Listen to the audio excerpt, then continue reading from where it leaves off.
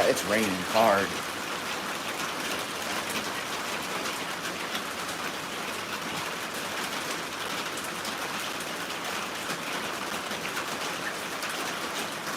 It's actually quite muggy, but it's not too bad.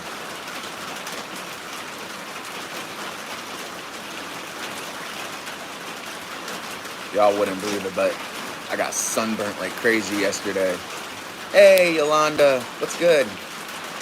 Yeah, you finally caught one. I was gonna say your daughter caught a couple of them. How you doing though?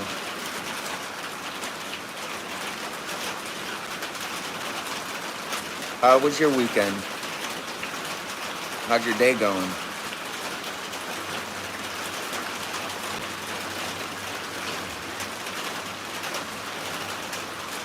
Yeah, it's been raining on and off today, so we didn't really have to do too much work.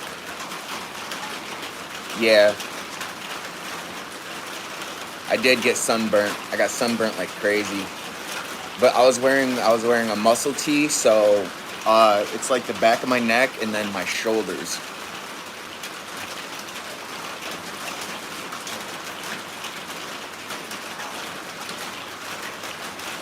No, that's good though. Glad you're doing good.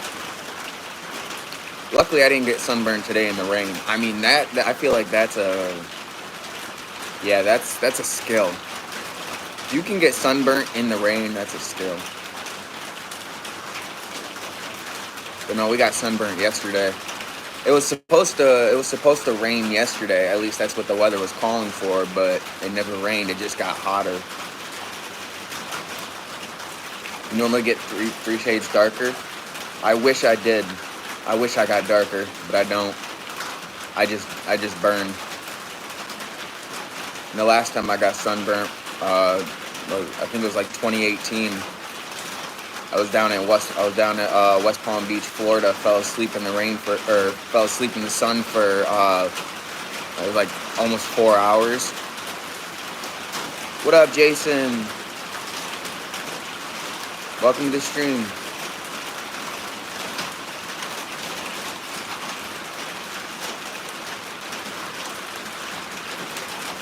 Yeah, those meteorologists have no idea what they're talking about, especially being in New York.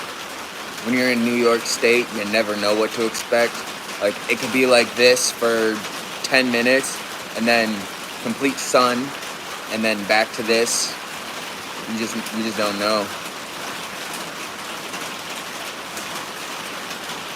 What up, FM? Aqui no Brasil, e de noite.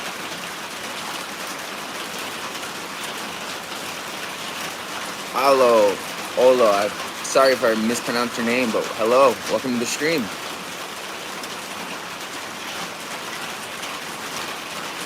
It's good to see we're getting some people in here that are not even from the States, so it seems.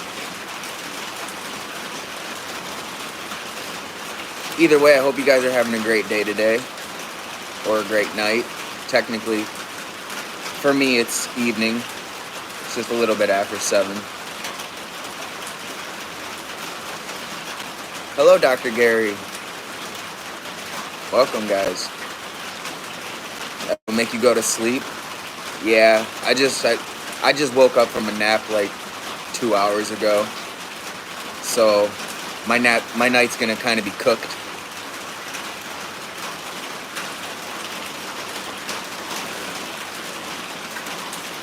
Yeah, how's everyone's day going? How's everyone doing today? You all doing anything fun? Staying busy?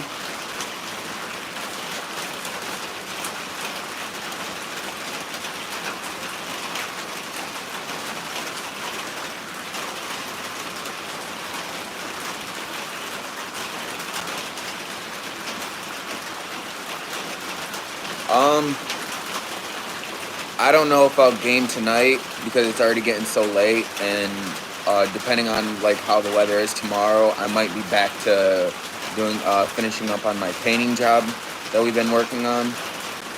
We were doing a roof. We started a roofing job today, but the rain kind of made it hard, and it's pretty much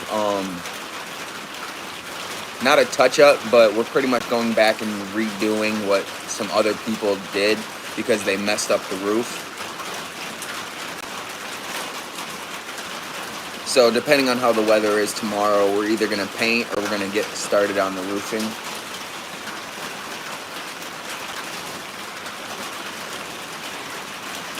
But yeah, tomorrow we'll try to get a stream. We'll try to get a gaming stream tomorrow. Probably tomorrow evening. I thought about doing one tonight, but honestly, I'm just tired. I'm still tired. Even after the nap, I'm still tired. That's why we're on here now. Figured I'd just hop on and chill. Rain's coming down hard.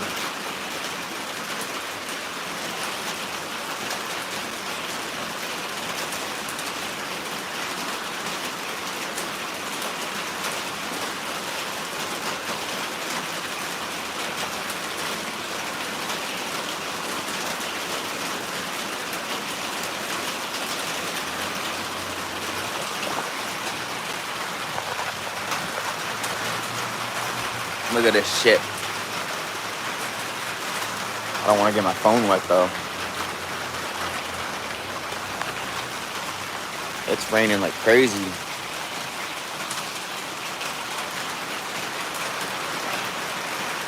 You have to bike from Lakewood in an hour? What, no Uber? Are we not Ubering?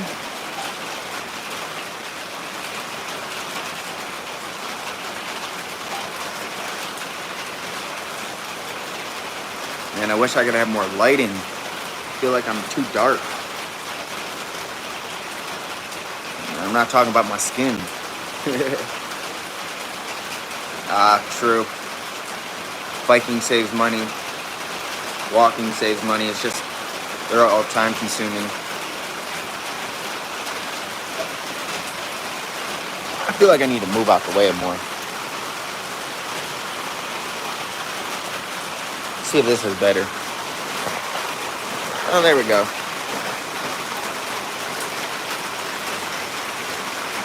Move around. We got some ASMR going with the rain. Yeah. We built this little, I don't even know what you call pavilion, I guess, for our deck. That way we can actually come out into the backyard, hang out and stuff while it's raining, snowing, all that good stuff.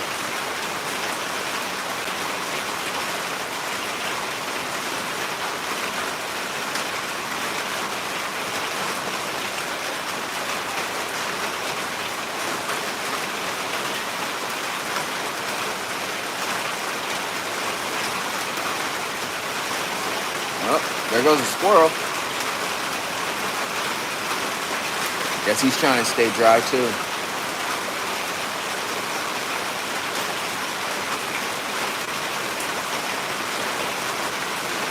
Holy downpour.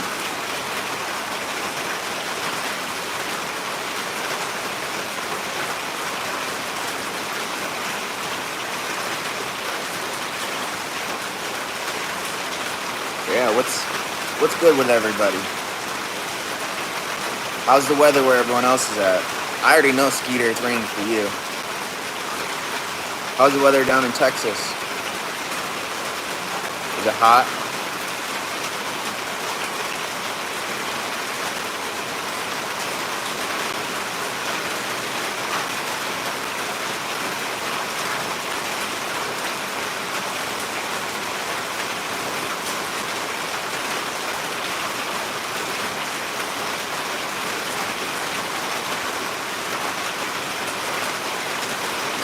It rained over there for a little bit. I don't like, it's still hot though. Yeah. That's the only thing about the rain. I enjoy the rain until after it stops, and then it gets all muggy and it feels like hotter. kind of makes the air heavy, so it's a little harder to breathe. I'm just glad I don't have allergies or anything like that. Otherwise, I probably wouldn't even be able to hang out like that out in the rain.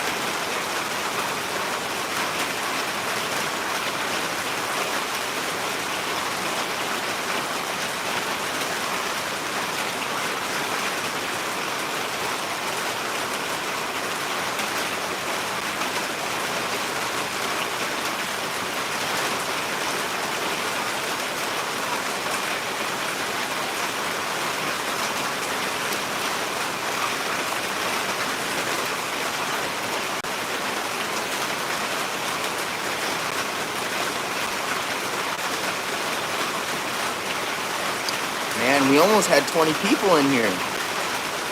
Everyone just left. I wonder if it's because they realized I was from the States. I notice a lot of my demographic for my channel is like the Middle East. I should really learn how to speak their language.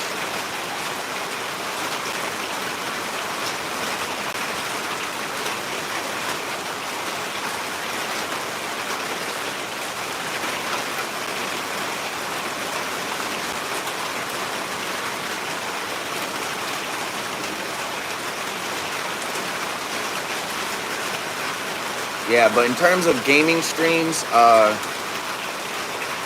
gonna try to stream when I can, but like for the most part, most of my days taken up. Work usually starts around like 8:30. We try to get done with the day by like 6 o'clock. Sometimes a little bit later, but never seen those days before in here. There's a first for everything.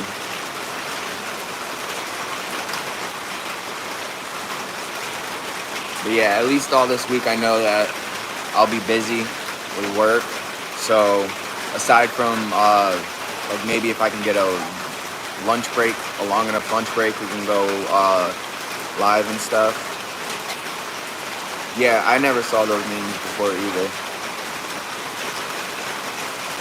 I think what I need to do is set up a translator. That way I don't mispronounce their names.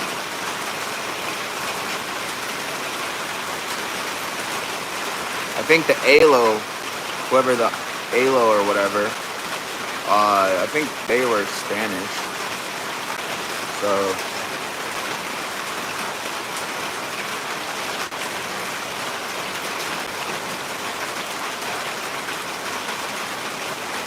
I wonder how many people are out working in this right now. Getting soaked.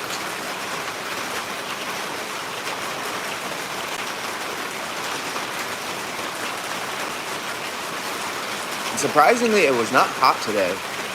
Like, unless you know what to look for, like unless you're used to this kind of thing, you wouldn't really expect it to have rained today. Like, there was not a cloud in the sky from 7 this morning until like 3 or 4 this afternoon. And like I said, it's already 7, so only 3 hours ago is when the sky pretty much started to get cloudy and darken. And it's calling for a thunderstorm, so we haven't seen any lightning yet. I don't know if it's going to happen. The guys that cut your grass work in that type of weather. Yeah, I don't mind working in this weather, depending on the job. But even then, I mean, like, if I have the safety precautions, if I have the tools and stuff necessary to actually get the job done without having to worry about, like, getting injured or something, I'll still work in this. Hell, I work in a blizzard when everybody's sitting in their homes nice and warm. I'm walking up onto people's roofs because the snow is so high. I mean, that's an example. Thankfully, I want to experience that kind of blizzard. but I haven't experienced that kind of blizzard aside from like maybe people's garage roofs. But actual house roofs and stuff, I haven't had the chance to just be able to walk up because it snowed so much. But I'm the type, I'll work in any kind of weather. It's just I hate hot weather the most. My skin does not agree with it. But like not for nothing. I don't know how YouTube is, but like I said, I got sunburnt. Actually, I'm wearing a freaking, I don't know what I'm doing. I'm wearing this. But yeah, guys, look. I don't tan. I just burn. Look at that. Pretty much just like on my neck. It's pretty much just like on my neck and on my shoulders. And honestly, the only reason I think I actually burned was because I was in the sun the majority of the day painting. Well, we haven't actually painted yet. We only got the primer done. But the freaking brightness.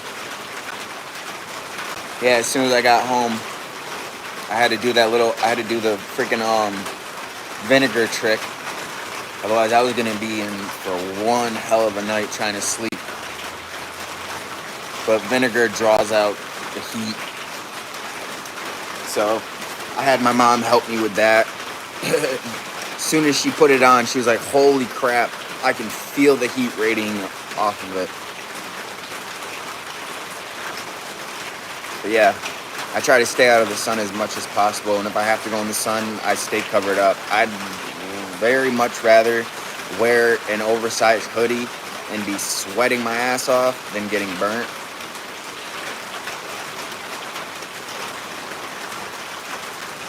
But I am not a heat person. I would not make it down in Florida.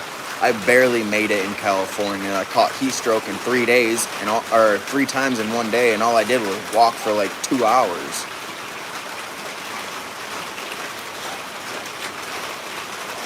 I'm much more of a snow guy, and even without the snow, any other weather outside of summer and like late spring, I'm fine with that. As long as there's cold at some point, you know? That's why I want to move to Alaska.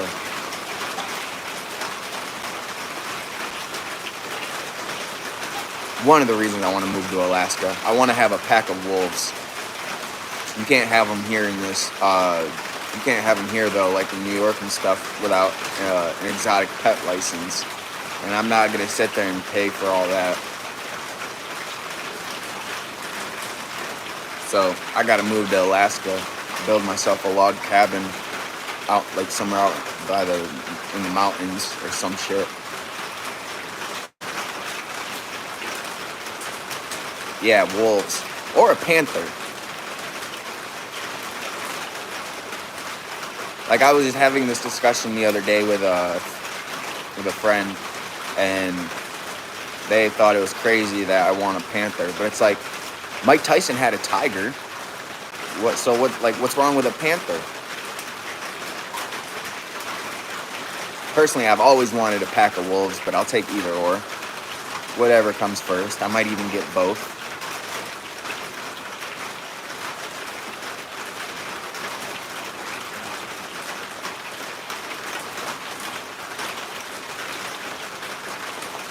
But yeah, get a pack of wolves, raise them from pups.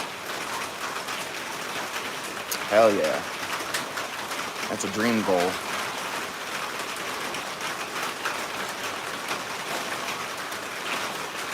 Especially if you raise them right, they can get freaking big.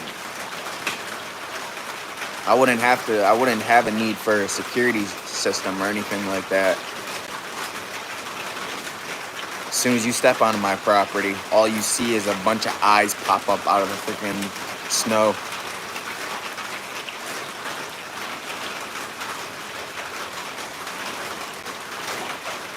Yeah.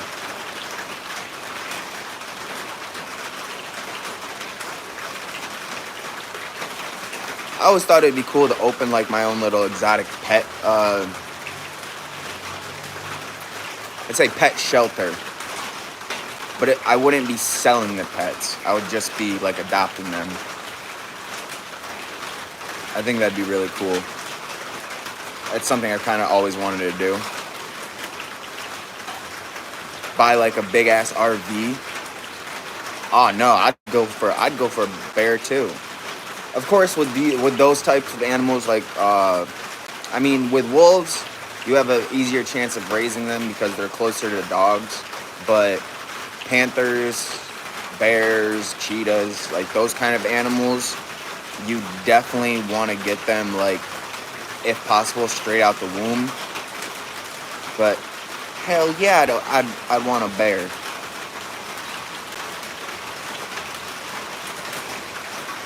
We have black bears around here, but they don't come out as much.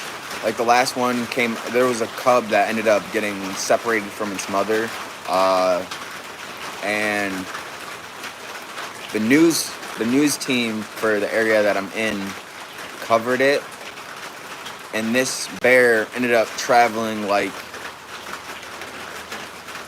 8 or 9 miles inside the city limits, just walking on the side of the road of the freaking highway. People were stopping, taking pictures and stuff, and the cub couldn't have been like no more than, I would say, like 7 months to a year old.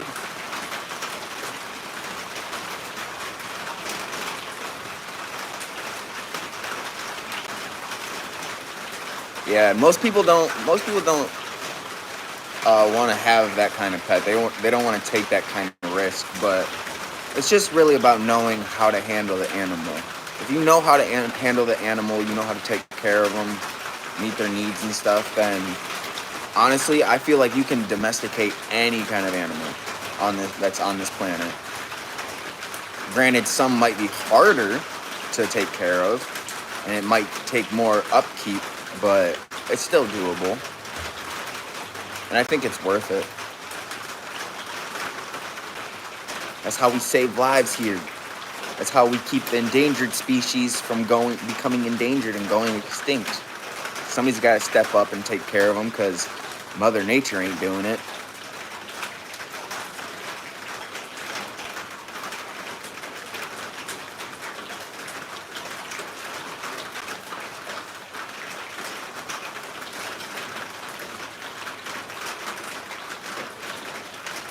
I know you guys, with the rain, you guys probably can't hear it, but we have one of those bug zappers hanging up, and that thing has been lighting up for the last 5 minutes, non-stop.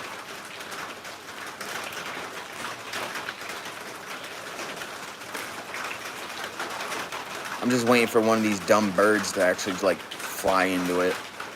Come close a couple times. Almost had a chipmunk.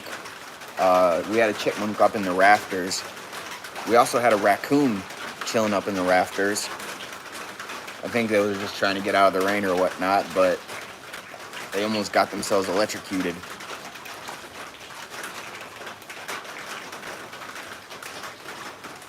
I mean, that's true. Humans have destroyed a good 85-90% of nature's habitats. So it's like, if we're going to destroy it, then we might as well be the ones to rebuild it, you know? Keep it going. Keep it alive. What are you looking at? Haha, you don't have opposable thumbs. Sucks to be you.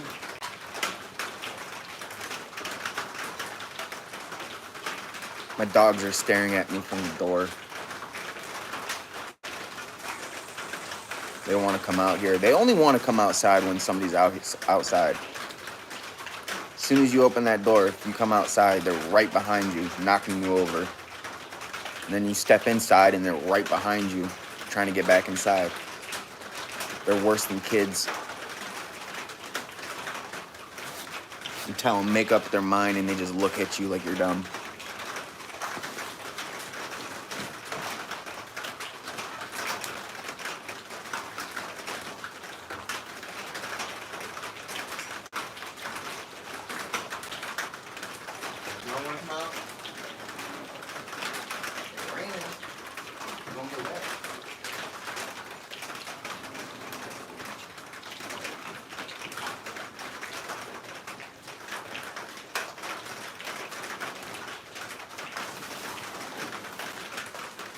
They're all out and about. Hi.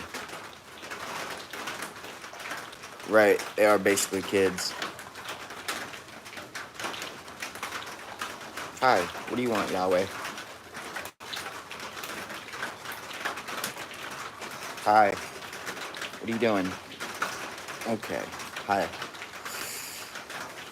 And this is the big one of them all. This is a Menadil.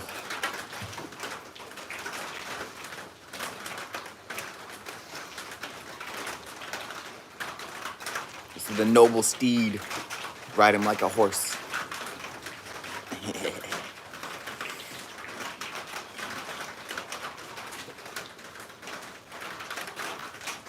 Oh, look at that. Clouds are starting to move away. Sky's getting lighter. Yeah. And he's 3 years old.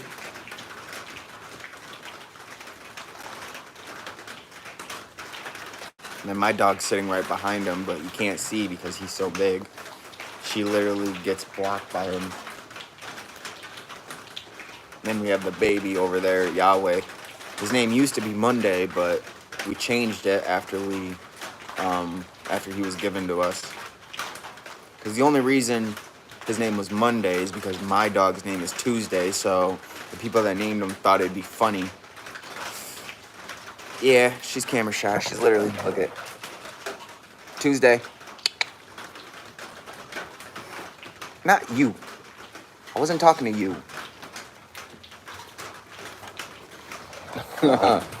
He just wants to hog all the attention. But yeah, that's it. That's how she sits. She does that every single time. Whether she's sitting right next to you or she's sitting across the freaking room. As soon as she sees that camera, and she thinks it's in her direction, she just eyes forward, looks straight ahead. Almost feel bad because it makes me think that she thinks she did something wrong. I'm like, what are you looking like that for? Isn't that right? You don't like me on camera, do you? And I don't know why. Yo, Alex, what's good? Right, don't be suspicious. How you doing, Alex? It's good to see you, man. Long time no see.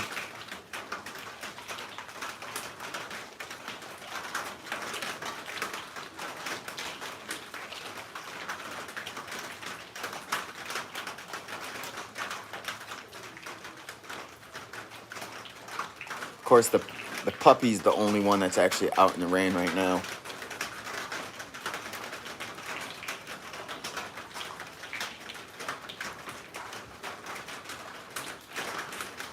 You're not faster than them. Yeah, look at that. 2 birds just flew down and he thought that he was going to try to catch him. You're doing great. That's good. Dog's doing good. They're all chilling. There's Tuesday. The big one, Amenadiel, is laying over there. And then freaking, I got Yahweh chilling right there.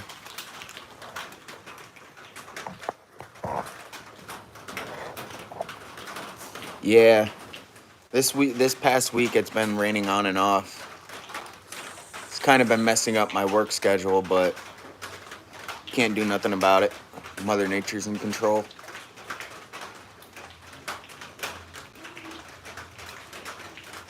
Yeah, I love dogs too. I mean, my very first pet was a cat, but after he kind of ran out on me, I decided that cats were just not the move. So ever since then, any pets that we've had, aside, we had a ferret. Her name was Frankie. She had babies, and then we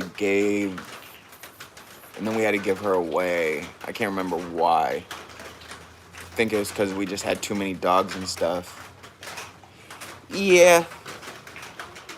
My cat ran out on me.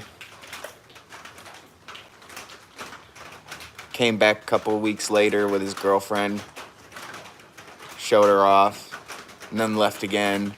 And then came back a month later with a bunch of kittens in tow.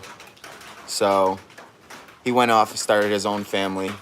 He literally came back long enough to show me that he was doing okay and that he had his little family going. And then I never saw him again. Yep. That's what it's like to be a cat owner.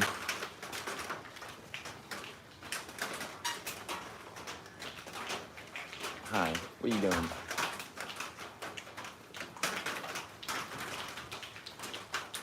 What are you eating? That's the kids' toys. Stop eating.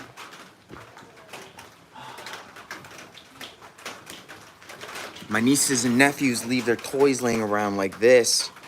Then the freaking dummy over here thinks that it's okay to eat it. He also likes to eat the freaking wicker chairs and stuff. Nah. I was the only person he was not violent with. That's how I know, like, he wasn't taken. I let him out of the house, and another cat happened to run by, and he started chasing after the cat. And I was too young to go out and get him myself, so I had to let him run. And like, I was used to it because I would let him out. He would sometimes be gone for like 3-4 days, and then he'd come back, stay for like a week or two, and then he'd go out again for like 2 days, come back. Like, he knew where his home was. He wasn't inside cat, but he wasn't an outside cat either, so he pretty much had free roam over everything.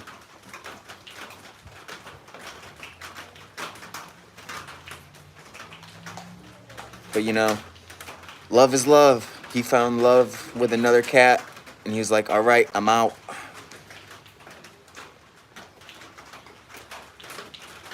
Yeah, the cats nowadays, bro, they run out and they're gone for like a week or two. They come back, and normally they come back all messed up. Like my neighbor's cat, she got out one night, and the next morning she came back, and her tail was all messed up and stuff. Like, I don't know how many cats she got into a fight with, but she ended up losing her tail. Oh yeah, I got mad once. I had this with my cat. I had this action figure, this Batman.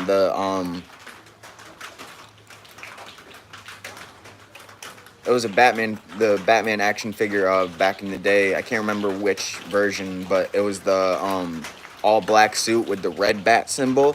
I had one of those, and my cat had chewed it up, and I got mad at him. So the weekend after that happened, we had gone camping, and I brought him with, and I left him at the camp spot because I was so mad. I was like, I don't want this cat anymore. Like, fuck him. He destroys my stuff constantly. Like, I'm not trying to deal with that.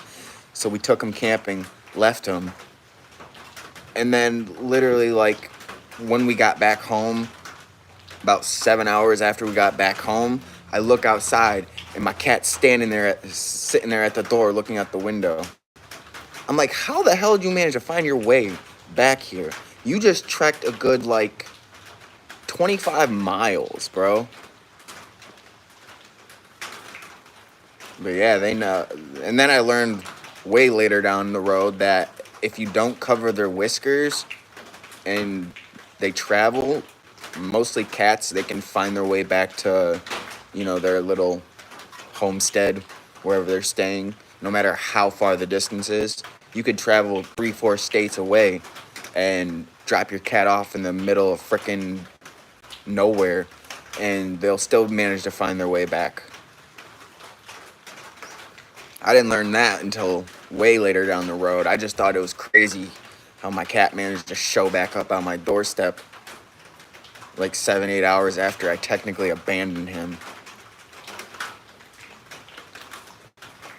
But I was probably like 5 or 6 when I did that, so it's like I didn't know that I was technically like abandoning him, and that could be considered animal cruelty. You're outside a cat abandoning you for your neighbors because your brother's stupid dog terrorized her nonstop.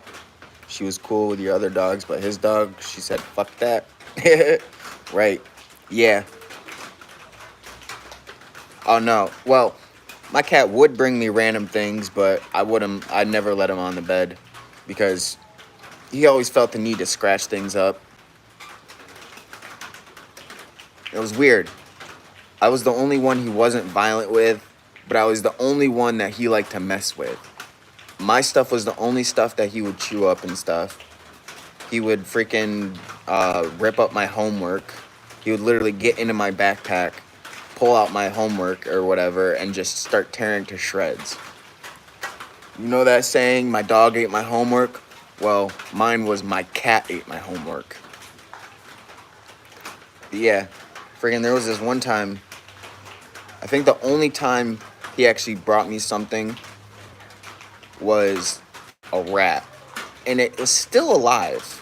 Usually they bring you dead animals, other dead carcasses and stuff, like a bird or whatnot. Nah, this cat caught a rat, and instead of killing it, he just carried it around in his mouth by his tail.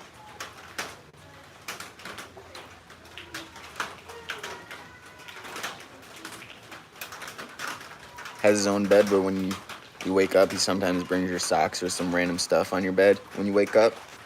Yeah. Cats are definitely a special breed. Anybody that says they're not smart, they've never owned a cat.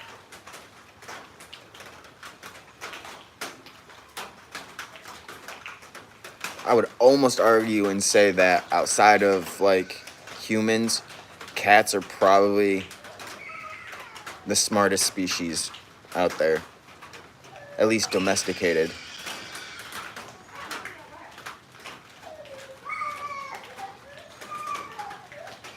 Uh-oh. Somebody doesn't want to come out the rain.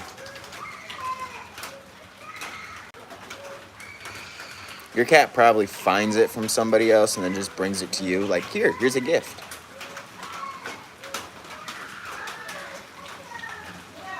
Bro, this dog is so stupid. He's literally trying to freaking eat the rain. Look at this.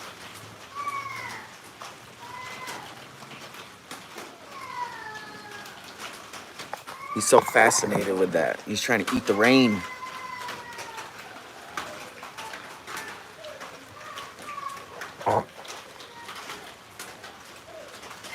Oh, he got caught.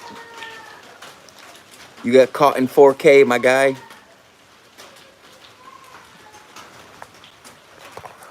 He acts like he's never seen rain before.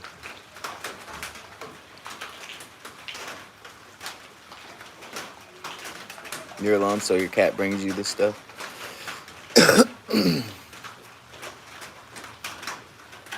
Right. Wake up go to bed with a clean bed. Wake up, freaking half the neighborhood. It's like, yo, where'd all this come from? Look over in the corner, your cat's just sitting there staring at you wide-eyed. You put your cat's house in the back of your closet. She gets on your nerves sometimes, and you start arguing with her, forgetting she's a cat. Listen, just because she's a cat doesn't mean she doesn't understand. If telepathy were a real thing, I think cats would be like the first animal that we'd be able to communicate with.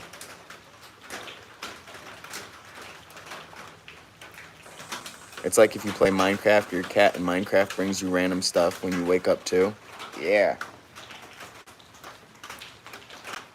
Minecraft did it right.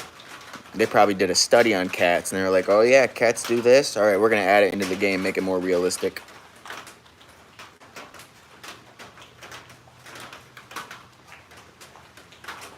I don't think it's sometimes, man. I think they understand you all the time. They're just selective in what they choose to respond to.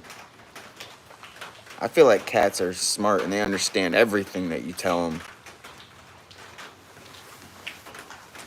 Because I know there's like this, I don't know if it's like a myth, a rumor, or just an idea, but there's something about cats, like, apparently if you ignore them, they want to be closer to you. But the second you give them attention and start showing them, like, affection and stuff, and then they're just like, yeah, no, I'm gonna go off, do my own thing.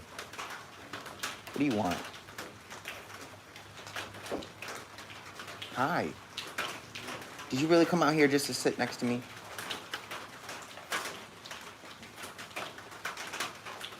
She has not moved from my side since I opened the door. She's literally been sitting here the whole time. You gonna say hi Tuesday? No? Yeah? Let's say hi.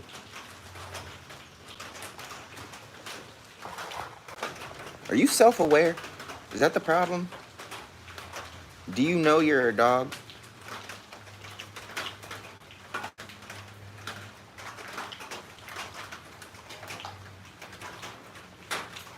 Yeah, she's a twin. Unfortunately, her brother, though, we got rid of him. And then when we checked in on him, he was stolen. I'm 100% sure she's a human stuck in a dog's body because she really does not have dog tendencies. She sits like a human. She acts like a human. Oh. Now she goes over and lays on the other couch. But yeah, her brother was stolen, and I guess he was stolen, and the people that we gave him to, well, sold him to, they found out who the people were that stole him, and found out that they thought that he was a purebred pit, and so they were planning on turning him into a fighting dog. But I mean, as you can tell from her, she does not look like a full pit. She's got pit in her, but she's not full pit. How can you look at a dog like that and think, oh, that's a pit? That's a purebred pit right there.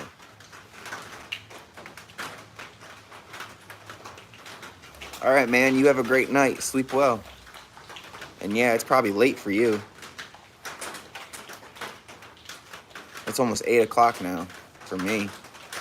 So it's probably what, like 2 in the morning for you?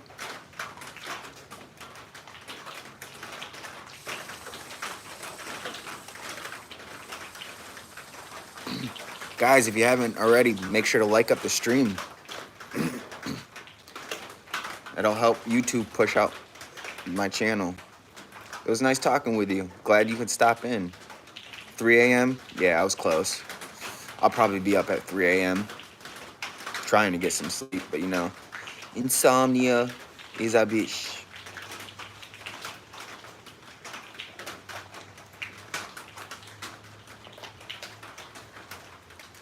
And I took a late nap, so, you know. I got done with work around, like, 3. Laid down at 4. 3:40. 4 o'clock. Woke up at, like, 6. So, realistically, I've only been up for, like, an hour and a half or so. So, it's already going to be a late night for me.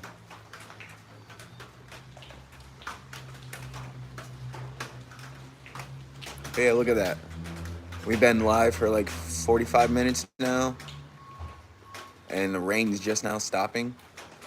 I think it's supposed to pick up though. I don't think we're done with the rain. Not yet. Tomorrow it's supposed to be pretty clear, but then I think it's Wednesday, they're calling for more thunder showers.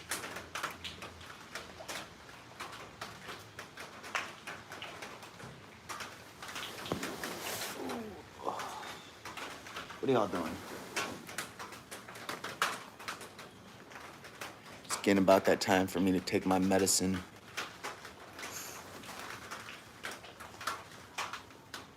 My green medicine. If you know, you know. You know. YouTube's fickle about certain topics. And I don't want to risk the chance of not getting this channel monetized.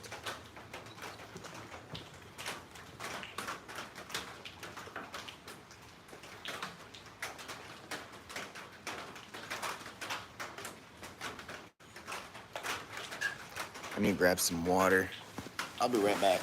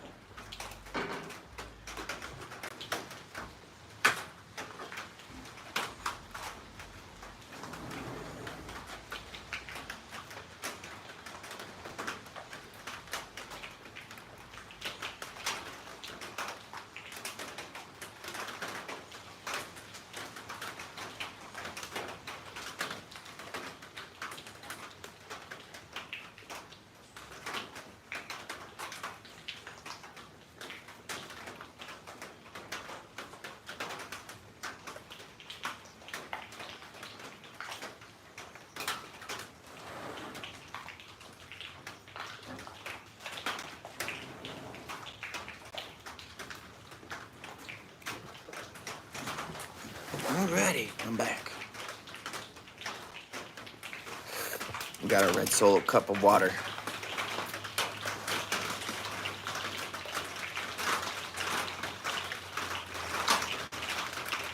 And I might have spoke too soon. I mean, that might be the rain off the trees and the roof, but I think it might start raining hard again.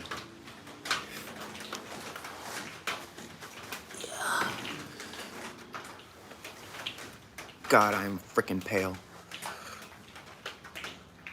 Even being sunburned ain't doing nothing for my skin.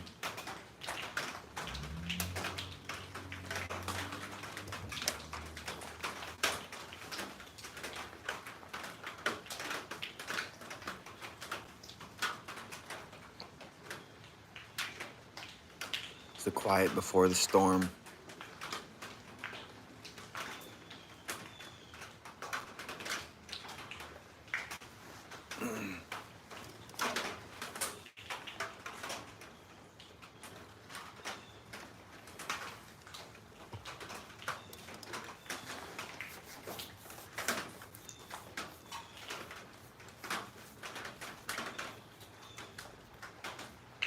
Not for nothing, I kind of want to piss my neighbor off. She hates it when we play basketball.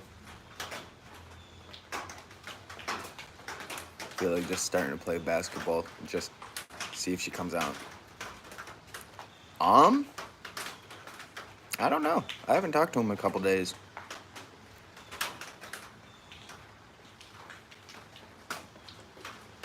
He might be grinding at Warzone. Or working on some videos. At least he should be working on videos. I keep trying to tell him, like, he needs to start taking, if he wants to keep growing, he needs to start taking freaking the content creation seriously. Like, he needs to start streaming more, putting out more videos and stuff.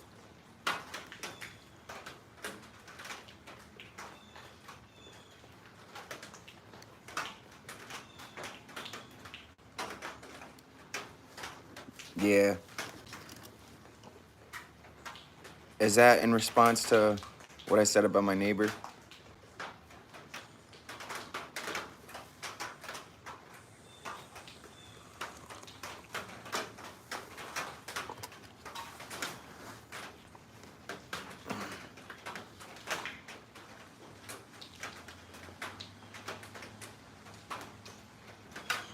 Yeah, with Nova, it's, I don't know.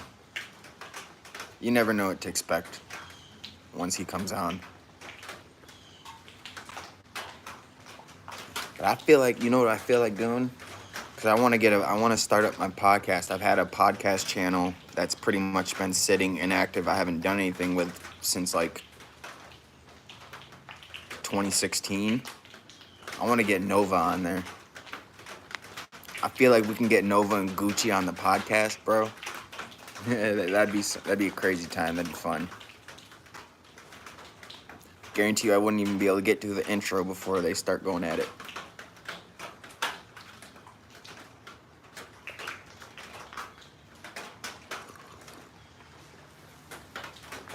Oh, yeah. Yeah, and it's for no reason. I think it comes with age, you know, the older people get, the more they just don't give a fuck, and they'll just say what's on their mind.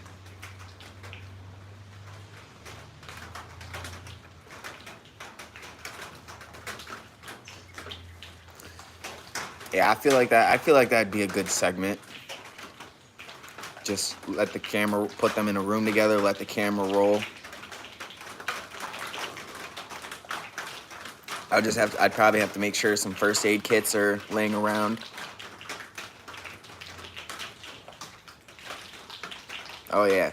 I feel like though grandmas are like the one exception to that. Like they can get away with it because, you know, they've seen practically everything. They've been around long enough.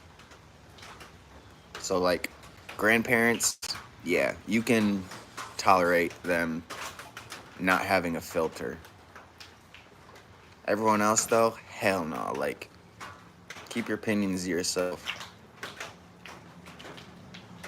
stop trying to start shit, you know? We're all just trying to live our life.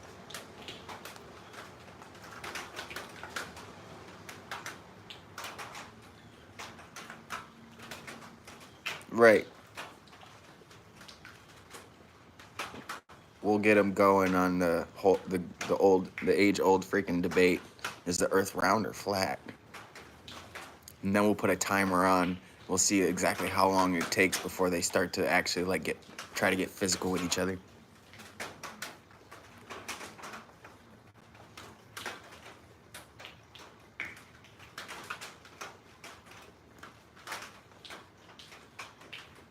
Right.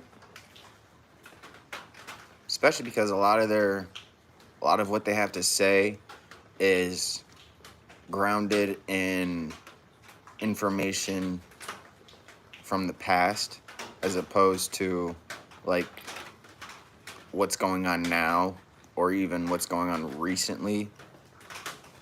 It's like back in my day, yeah, what, 50, 60 years ago? Like shit's changed, okay? You gotta learn to be open-minded. Even if you don't agree with it, gotta be able to at least listen, you know?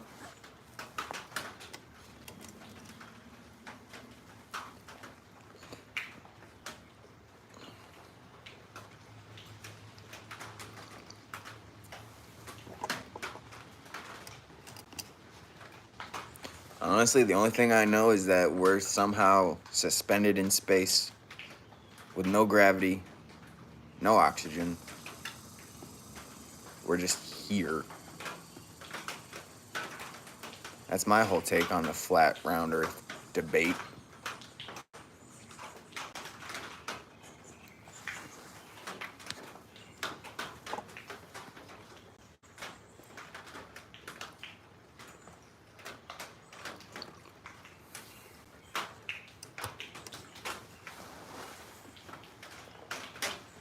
That's pretty much like my whole shtick on freaking politics. That's why I don't care for politics. It's like, yeah, you can put someone in power, they can do a good job, they can improve things, but overall, until every human on this planet gets in line and on the same page, it don't matter who's in charge. The world's still going to shit.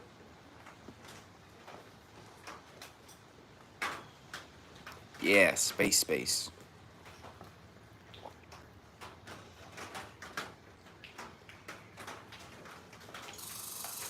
It's weird, like, people are afraid of heights, right? And for good reason. I'm not scared of space, but I'm scared of the idea of space.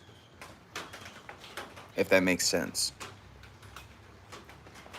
Like, I don't know how I would feel to just be like floating out there in endless nothingness, even though technically it's not nothing because there's stars, there's planets, galaxies and stuff, but it's like, I don't know, all that darkness, I guess.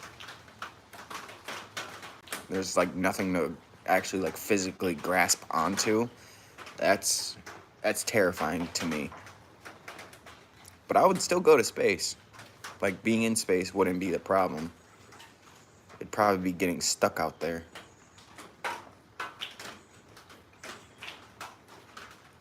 You're leaving work now? All right, stay dry. Pedal fast. Right. There's so much we don't know, and yet so much we're trying to accomplish without knowing it. Like, why are we so worried about trying to establish life on another planet when we don't even know how to take care of the planet we're already on? And like, we were just put here.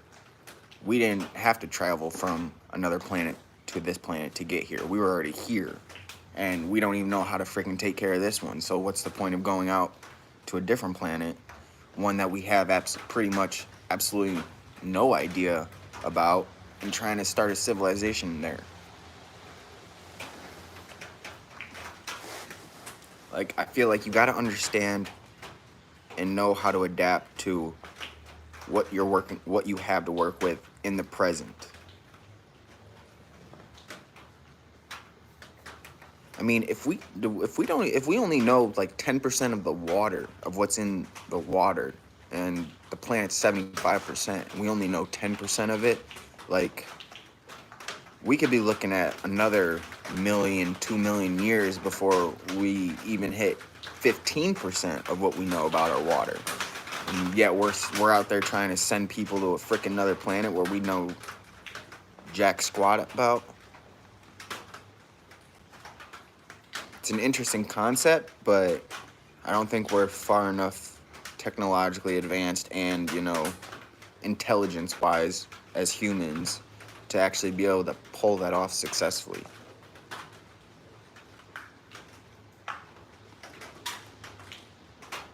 And on top of that, even if by some miracle we manage to figure that out, how to live and adapt on another planet, I guarantee you it would just end up being the same thing that we're doing now. We'd figure out a way to destroy that planet from the inside out.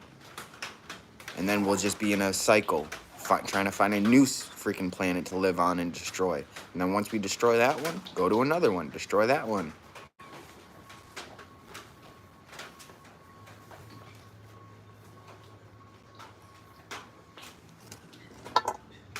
Maybe the universe knows that, and that's why it didn't give us the tools and the resources right away to be able to just space travel.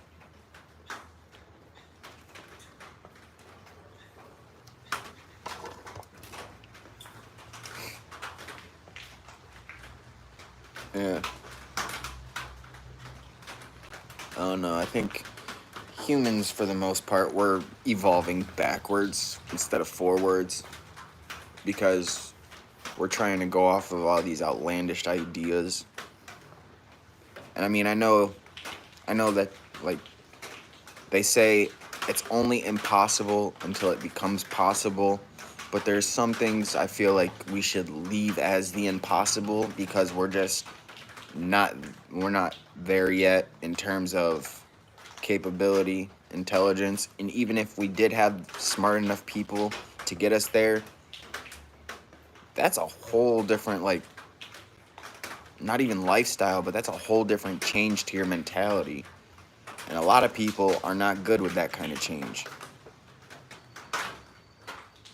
So I feel like just doing that would end up overwhelming people a lot more than it'd show benefits.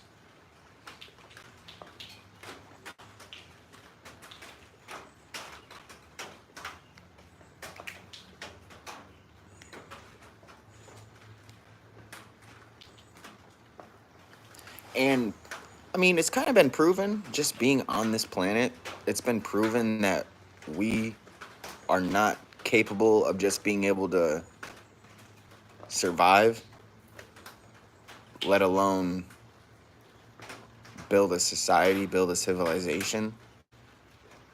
Like that whole freaking what was that submarine? What was the submarine that the freaking billionaires decided they were gonna go on, operated with a controller, an Xbox controller, or a PlayStation controller, and it ends up sinking. Like if we can't even successfully pull that off, and that's on our planet, the hell makes us think that we have a chance in a foreign area? You know, like what makes us think that the technology we managed to figure out will even hold up?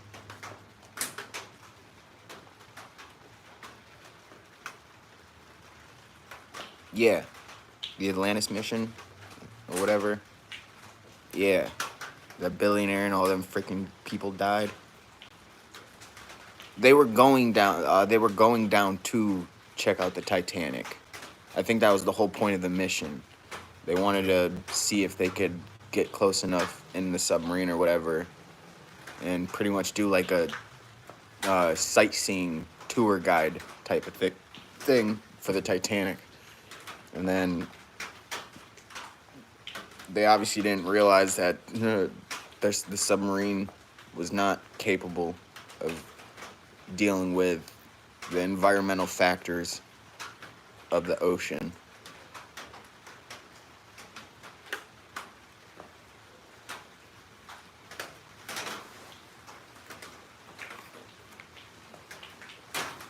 Like if we can't even survive the elements here I don't think we're gonna stand a chance with the elements anywhere else in this universe, in this galaxy.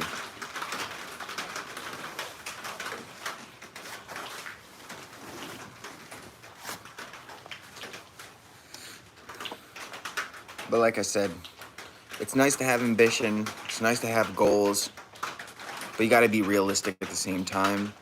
And this whole space exploration that we're focused on, it's just not realistic right now.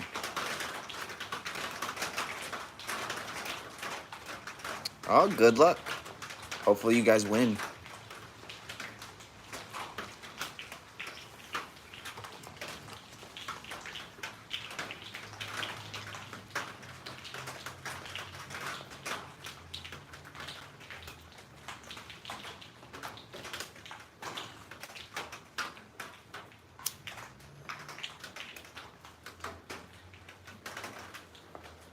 Now that it's done raining, I kind of want it to rain more.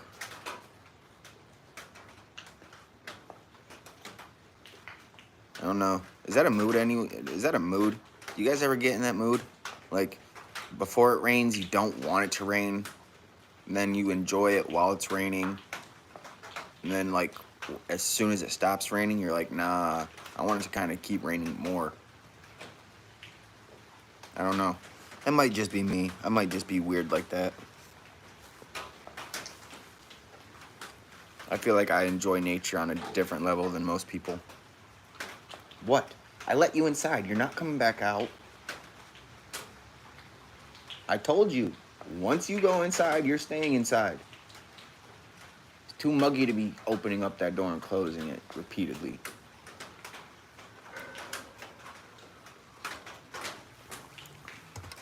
Currently don't want it to rain, yeah. But that's because you're traveling in it. If you're just being like me and just sitting, I don't know, it's different. I love thunderstorms. I love sitting and watching thunderstorms. It's so interesting to see all the colors, especially like the lightning, especially when the lightning hits during like a super, super heavy thunderstorm. Like, I think that's why I like the rain so much. It's not really so much like the ASMR of the rain falling, but it's like the visuals when you're deep into a storm. And the last time, I think it was a really bad thunderstorm. It's probably, I want to say 2013 was the last time I remember it. The entire sky was like a pink, like a reddish pink, purple. And literally every 7 seconds, the entire sky was just lit up with electricity. Right, if you were just sitting here, it'd be different.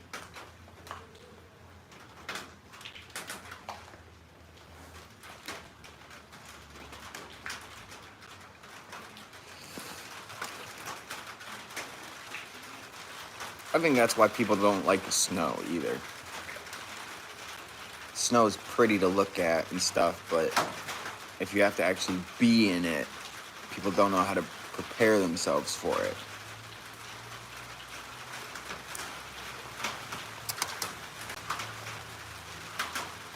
I mean, realistically, the only season that we have that you don't necessarily have to prepare for is probably fall. I would say autumn is like the only season you don't have to actually like prepare yourself for. Because even with spring is supposed to come bring the rain, so you gotta prepare yourself for the rain. Everything always being wet and stuff. Winter obviously has snow. Summer has the heat.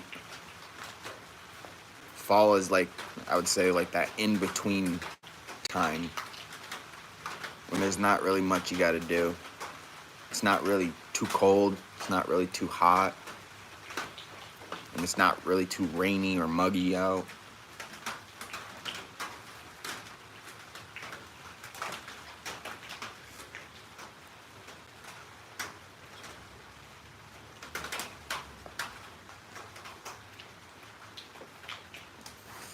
mosquitoes.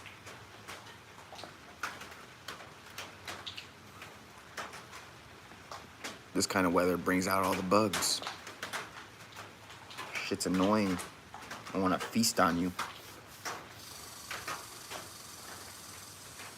I don't know if it's just like an age thing, like as people get older, bugs get more attracted to them or whatnot, but because when I was younger, mosquitoes and things, never had a problem with them.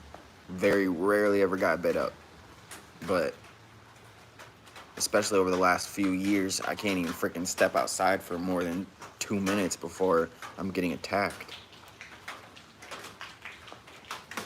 Not just with mosquitoes, but freaking like bees and shit. We're finding a couple of beehives here and there around the house, but we're not seeing the bees, so I don't know what's going on.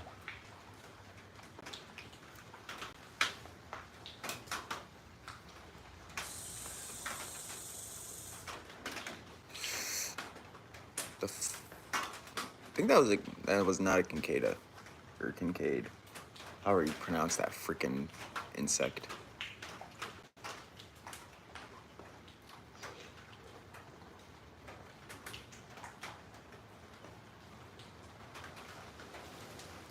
Yeah, Skeeter, it looks like you're the only one in the stream right now, so, you know, I gotta be quick about it, but I got myself, you know, little roly-poly-oly, little green twacks.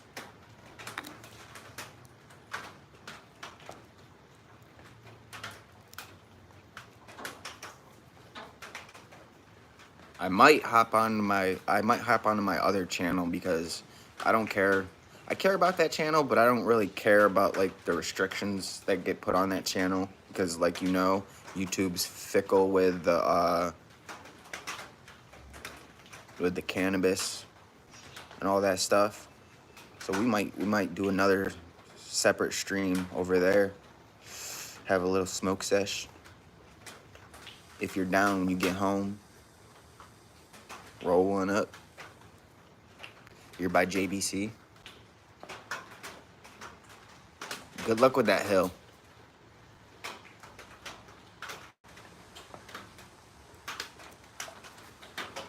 That hill is gnarly. It's not even steep. It's just long. I think that's the problem everyone has. The hills around here, they're not really big. They're just long. So it feels like you're freaking taking them forever. It's good for exercise, but most people don't like to exercise.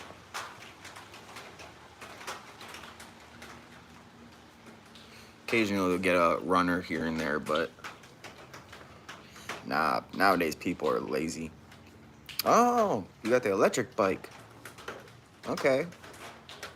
Well, shoot, you ain't even gotta do nothing. You just gotta make sure you don't hit a puddle and soak yourself, or hit a slick spot.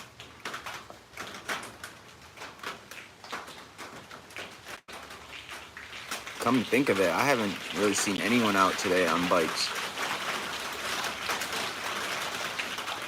Usually I see people riding in the rain, freaking doing wheelies and shit.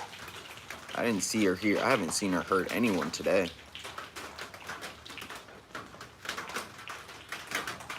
Yeah. Don't you just hate that? People ask you to do something, and then they take forever. It's like, what was the point of even asking me if you're not even ready? That's the one thing I hate about freaking playing with Nova. That's like probably my biggest pet peeve when it comes to playing games with him. Like, every time we get on, he wants to hop in the game, but then we get in the game and we're sitting in the lobby for 20 minutes while he's off doing whatever. And it's like, bro, you literally could have had all of that done before you got onto the game. Or at the very least, you could tell me that you're doing something else. That way I'm not just sitting here wondering, like, did you go AFK? Are you literally doing something else? Like the other day when we were gaming, He was literally watching TikTok videos. Got me sitting in the lobby waiting on him because he went AFK. He comes back and he's watching TikTok videos. Like, bro, what are you doing? We're supposed to be doing something.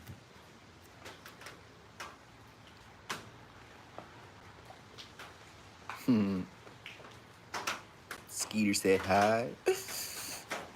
Not yet, but I'm going to be.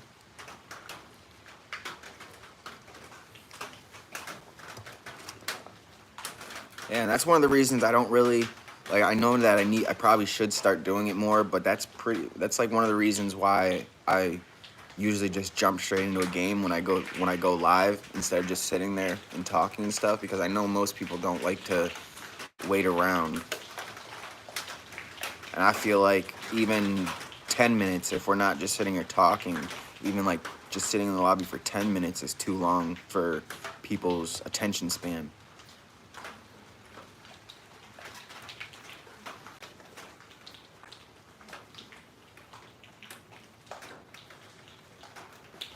But he's like the only one that I have to put up with doing that. Everyone else, they hop in and they're like, all right, let's go. Let's get into it. He's got to do a million other things. And half the time, he doesn't even say anything.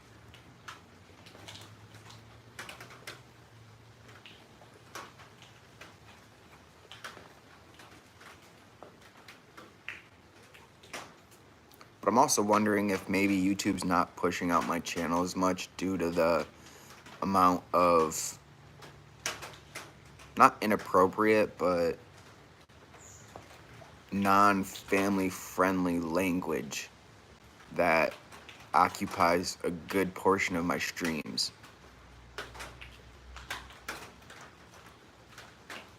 I'm wondering if that's a big reason why they don't push my channel out as much.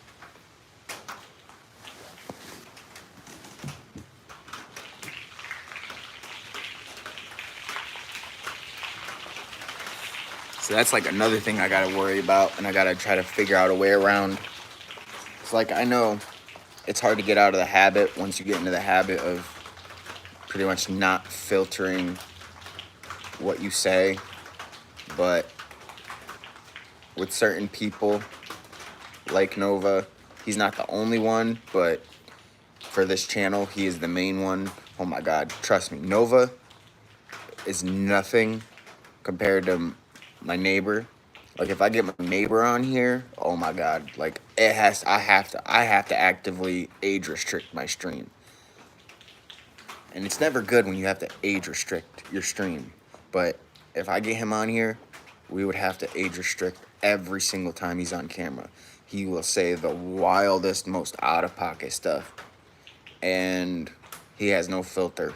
So, like, he can tend to come off as offensive or even racist type of deal. Even though he's not. He's just one of those types of people, you know?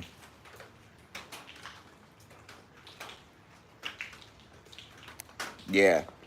The one streamer I know, his name's Nick A30. He is definitely like a family-friendly channel. Like, no swearing, and like anyone that plays with him, if they don't know going into it, they learn pretty quickly that he is a no-nonsense type of person when it comes to language and things like that. I don't think I want to be that restrictive, but I do want to start being a little bit more restrictive when it comes to language, because I'm not entirely sure if that's causing a problem for my channel growing. Like, I try to minimize saying things like fuck and all that. I try to minimize that as much as possible, but other people, they don't understand. Or even if they understand, they just don't take it into consideration. Which is why I really don't play with a lot of people, because I can't trust that they're gonna, you know, abide by my requests. He's good. Nova's good on TikTok. He's good with his language on TikTok for the most part. But YouTube, He just has no filter. You're outside?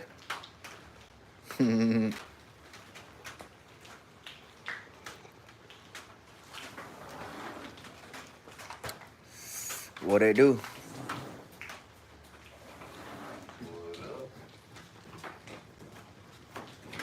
Y'all keep coming out here. Them. They want to come out here, and then they want to go back inside, and then they want to come back out here again, like 2 minutes later.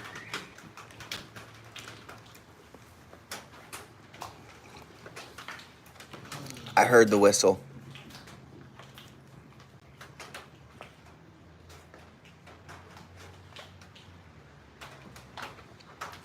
The N-word or even gay, they go, whoa, you can't say that, right?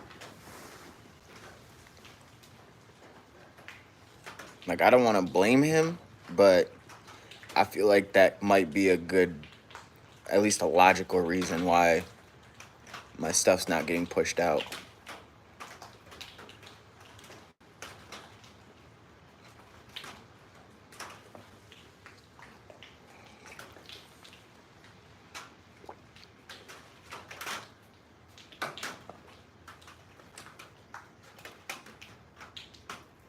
Are you still outside?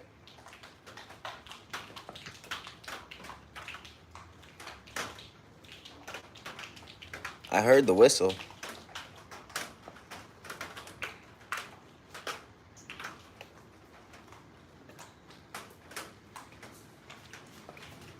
Y'all might have been able to hear the whistle too.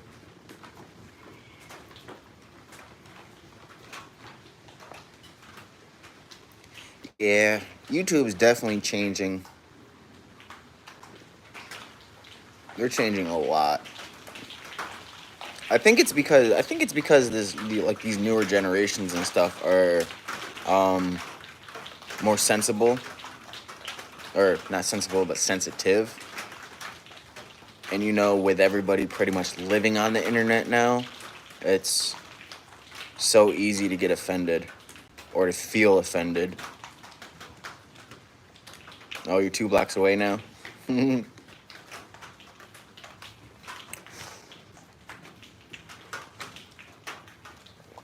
one of these times you can come on stream. Can I help you?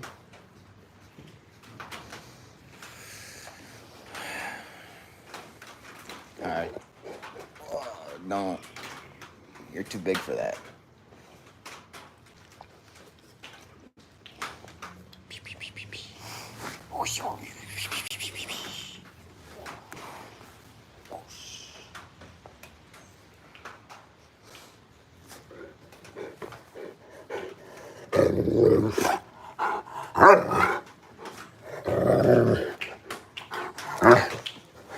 Soy sauce. Okay, I was just kidding. No, get down. You're not fighting right here. Y'all are gonna step all over me. Shut up. No one was talking to you. Ow. Fatty, you're stepping on my ankle.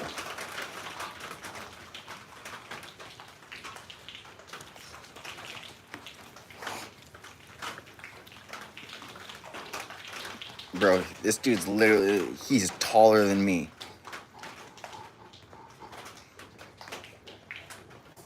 He's got like a good half foot height on me when he stands on his hind legs.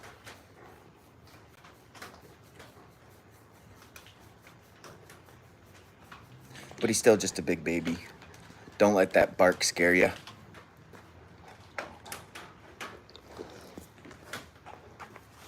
Ow! My sunburn.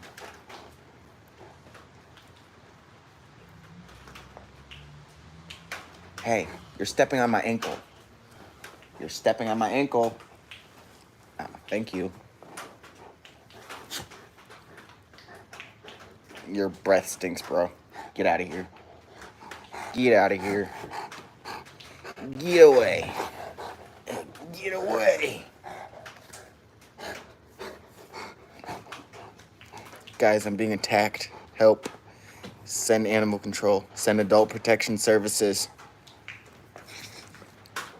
Send the National Guard. Just so you guys know, if I come up missing, he probably did it.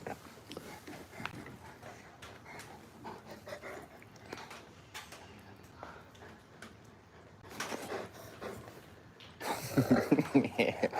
Okay. Chill. It's not that serious.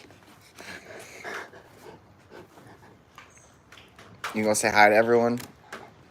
You just gonna ignore them? Act like they're not even there?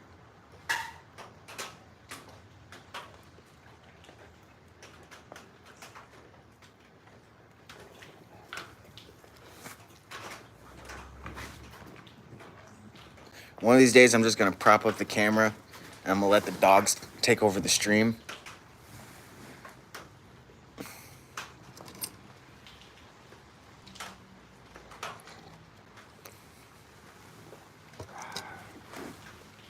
If you guys don't have pets, I advise you get one. They're worth it.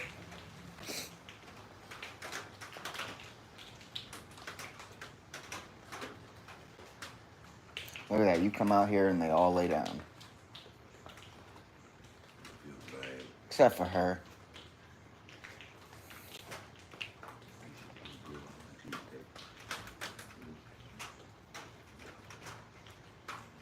Attention whore.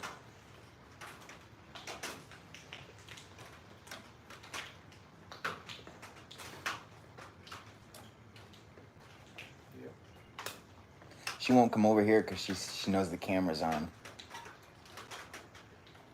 She don't like being on camera for some reason. That's why she's so loud here. Yeah.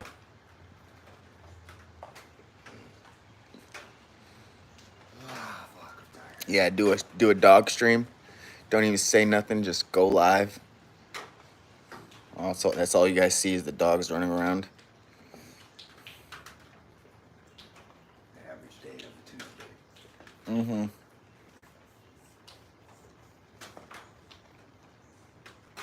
Bro, she's giving me a side eye from across the freaking from across the deck right now.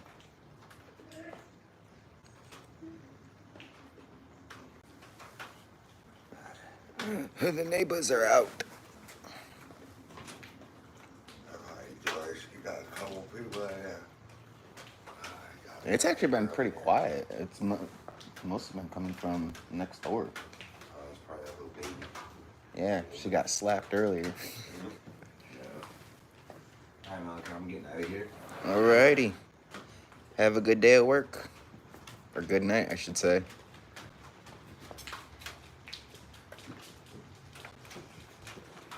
Yeah, we had to stop at Walmart earlier. We got lost.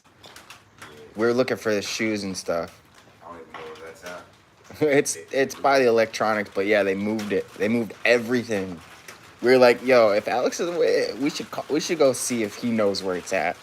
I don't know shit. The last thing I was doing is pharmacy. Is what I'm doing now. Yeah, that's a weird setup where they have that. I don't understand why they put it there. I'm just doing what I'm told. They told me to take this counter down and put a new counter up. Get the mod for this counter. Put all this stuff on it. Alright. So I gotta find the shelves, break the old shelves down, put them on the pallet, get the new ones from the pallet, stack them up, put the new sliders in, put the stickers in the right way, hang up the shelves with the right holes they go in, and then put the merchandise on there. I did 3 yesterday. Each one had like 100 items on it. Oh shit. Oh yeah, they tore it up. My arms like a crackhead. It's the freaking mosquitoes and stuff. This muggy weather brings them out. Bad. Oh yeah. Okay. All right, have a good one.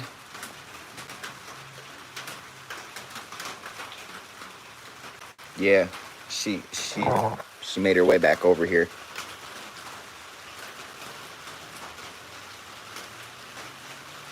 All right, Tuesday, you got to entertain them. It's your stream now. I'm stepping back.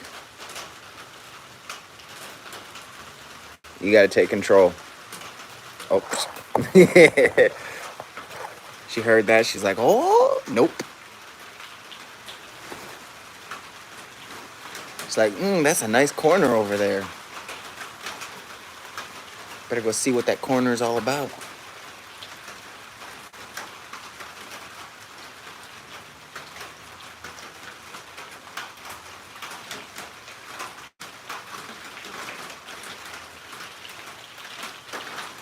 She's actually my first dog I've ever owned myself.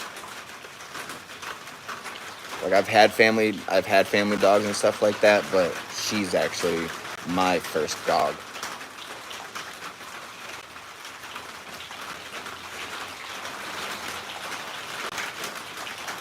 It was her and my rabbit before he passed, unfortunately.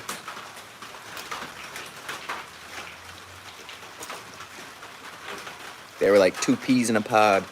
They actually played with each other and got along.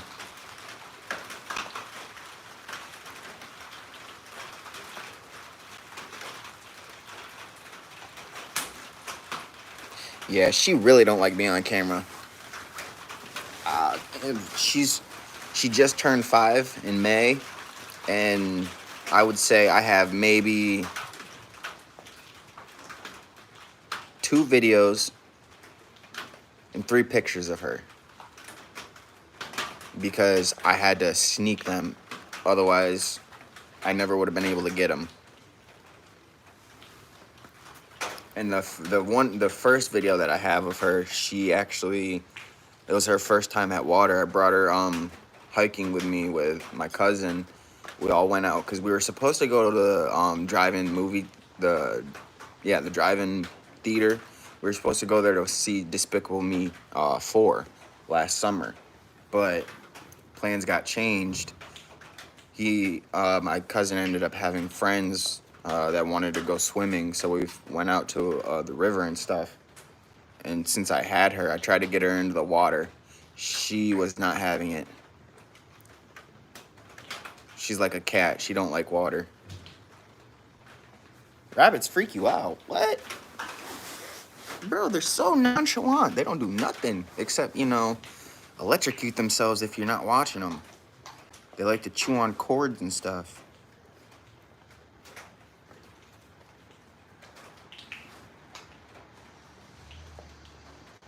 I think it's just a matter of finding the right rabbit for you. That's all. Like, I got lucky. We technically went to the pet store because my ex-fiance wanted a rat, but I told her no. Like, if we were gonna go get an animal, I would want it to be something that I would also want. And we managed to find my rabbit, and it was him and his sister. And I tried to get them both, but this pet store wouldn't sell them both to me. So I got him, went back like a day later to get him food and like his cage and all that stuff. Found out that one of the freaking workers there bought my rabbit's sister. I was so mad, bro. And it was a Flemish Giant, which, if you don't know, Flemish Giants are like the world's largest domesticated breed of rabbit. Like, they can literally get up to the size of my dog if you take care of them and stuff. Because they're the type of rabbit that grows based on their environment. You still haven't watched the last Despicable Me? I haven't either. And I'm pretty sure it's on Netflix now. I have not watched any of the Squid Games.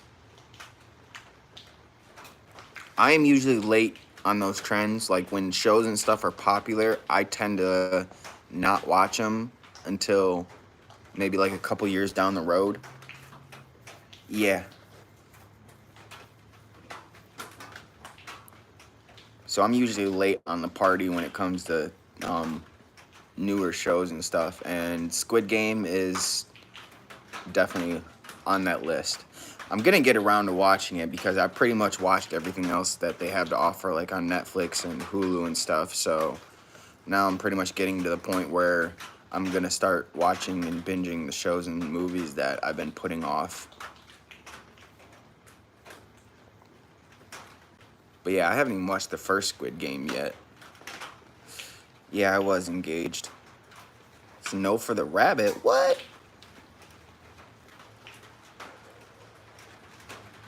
what's wrong? You say that, but trust me, once you have, it's just like people that don't want dogs, and then they get a dog, and then they become inseparable. Like, when you don't have the animal, it's understandable that you think you don't want it, but once you actually have it in your life, it makes a pretty big difference. It's almost like a kid. Like, you don't want to have kids, but then you go and have a kid, and then all of a sudden, you want more kids. Animals in general are like that, but there are definitely certain types of animals that give you that feeling more. Or I should say, make those types of feelings like more intense.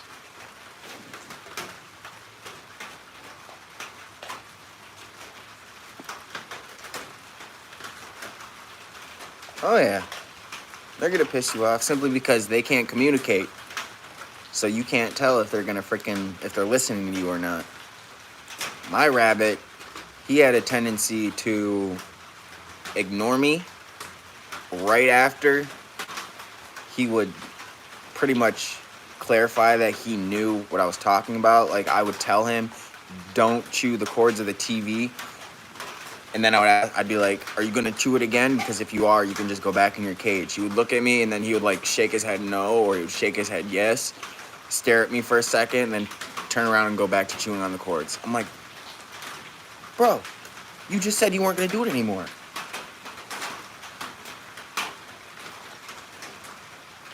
That is the one thing that I literally had to freaking hear from everybody when they first saw my rabbit.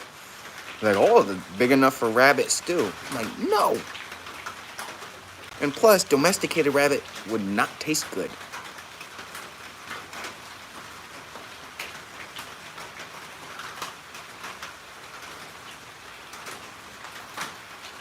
The bigger the animal, the better. Unfortunately, my rabbit never got to be like the size that Tuesday is, but he was pretty close. And if it weren't for other people having a disgusting lifestyle, he would probably still be here.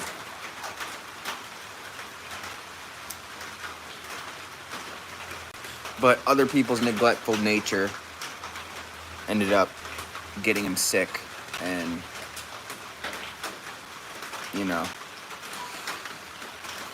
I lost him.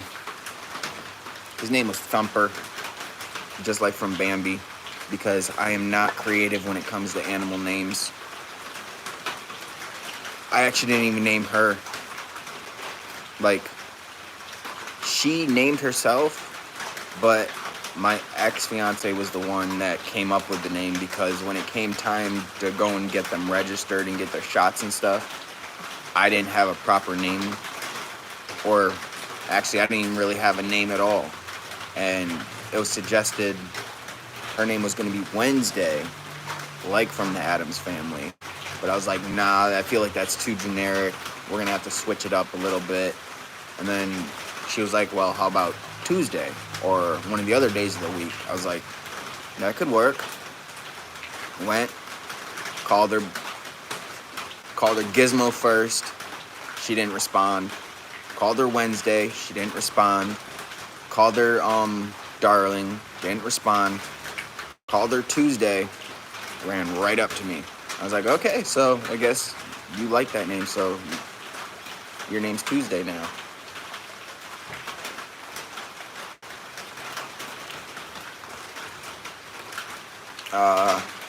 We had a falling out over one of my morals. I don't mind telling people, but people tend to get the wrong idea. Like, I want kids,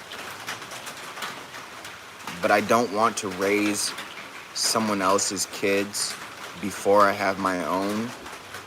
And my number one rule when it comes to relationships, I am lenient when it comes to things like lying, cheating, things like that.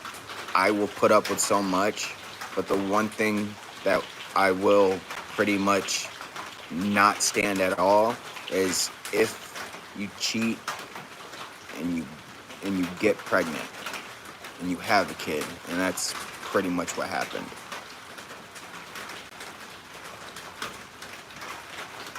She ended up having a kid with one of my sister's ex-boyfriends. I mean, I still stayed for the pregnancy, took care of her, and then took care of the kid, the baby, after the baby came. But my last straw was when she invited another guy to live with us, knowing that I was not going to be willing to pay for 4 people under one roof, being the only one with an income. Like, I'm not gonna lie, the relationship, we were both at fault. Like, I am a very, okay, I'm not super toxic, but I will admit I am a toxic person when it comes to relationships, and it's not really so much toxic like, oh, I'm controlling or anything like that. It's more so I get into my own head about things, and that ends up over time spilling out into the relationship. So, you know, like, I did her dirty, she did me dirty, and then things just didn't work out. But a lot of people assume, oh, that's how it was the whole time. It's like, no, actually, because we were together for a little over 4 years and never broke up, never did that whole break thing that you see the kids doing nowadays, or even within the last decade, the on and off relationship type of shit. That was never us. We were always solid all the way up until like literally the last 2 weeks. No open relationships. I will never do that. Yeah, she probably did get tired of calling out random names. I mean, all the rest of, because she was one of the last out of the litter of 12, I think. And like all the other dogs responded when I was calling out the names, but she was the only one that wasn't responding to any of the names until I said Tuesday. And then as soon as I said Tuesday, she was the only one that ran up to me. But no open relationship. I'm not on that. Like, I'm very monogamous. Like, it's me and them, not me, them, and other people. And no, it wasn't necessarily cheating. It was just other things. It was actually other people putting their 2 cents into our relationship, because we were also very private. Like, we don't share things on Facebook, like even anniversaries and things. Like, we kept that kind of stuff to ourselves. So whenever we did express our relationship like out in public, people would put their 2 cents in, and it was usually never a good thing. So, you know, mind fuck, all that. You don't know what to think, what to believe, who to listen to. And that ended up just over time wearing down the relationship. But unfortunately, I'd be lying if I said I still didn't love her. And that's why I've been single since it happened. Because I'm not into that whole one night stand shit, friends with benefits. Like, I don't see a point in any of that. And it's never enticed me. Like, it's either we're in a relationship, we're going to make it work until it doesn't work, if it doesn't work, or we're just not going to do it at all. We had gotten into a fight. I kicked her out of the house. She went, and she thought she can trust him. But, you know, men taking advantage of women in a vulnerable state, you can kind of see where that's going. They got drunk. One thing led to another.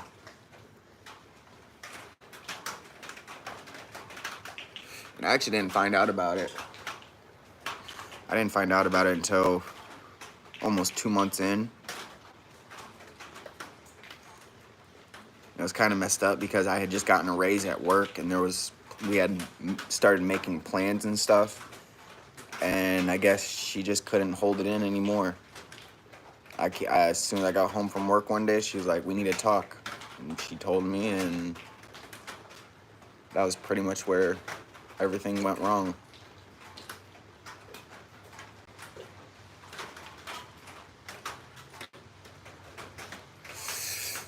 Well, because I kicked her out because I just didn't want her around. Like, I wanted her around, but I didn't want to see her and just be consistently reminded of where we had ended up. But I let her come back. She was like a week or two later. So we were pretty much just roommates for like a little over a year after that. And then when the baby did come, like I said, I helped her throughout the pregnancy with buying the maternity clothes and stuff. I will say the one thing about that whole situation after the relationship ended that really pissed me off, she got hungry. And my other roommate, my brother, he also got hungry. It was 1 o'clock in the morning. They woke me up and sent me out for McDonald's. And the McDonald's that I went to, there's a traffic light close by it. And it's usually at nighttime, but one side of the traffic light will not turn green unless a certain amount of cars pass through the other side. And this night, it happened to be completely dead. I sat at a red light for an hour and a half. And I was literally 2 seconds away from just running it when a car finally went by and the light changed. So I sat at the traffic light for an hour and a half, finally got to McDonald's, got the food, brought it home. Both of them were passed out. Neither my brother nor my ex would wake up. So I ended up going out and getting food practically for nothing.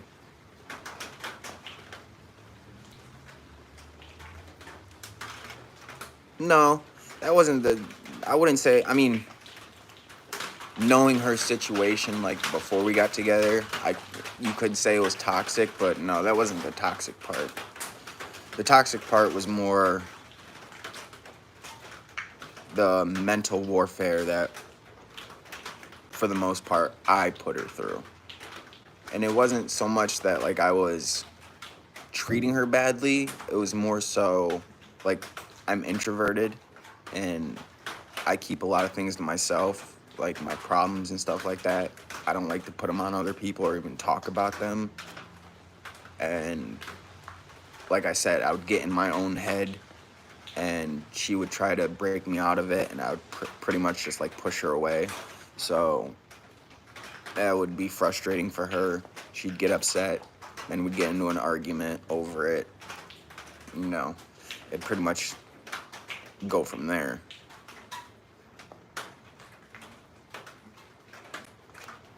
I know, but knowing my luck, I probably would have decided to run that red light, and then there probably would have been a cop sitting by somewhere and seeing me run it, and then I'd freaking get in trouble.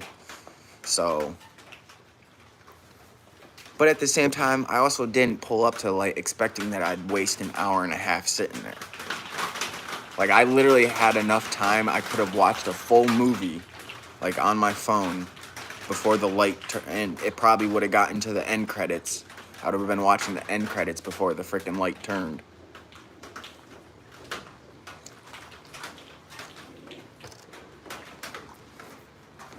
But yeah. Relationship was good for most of the 4 years.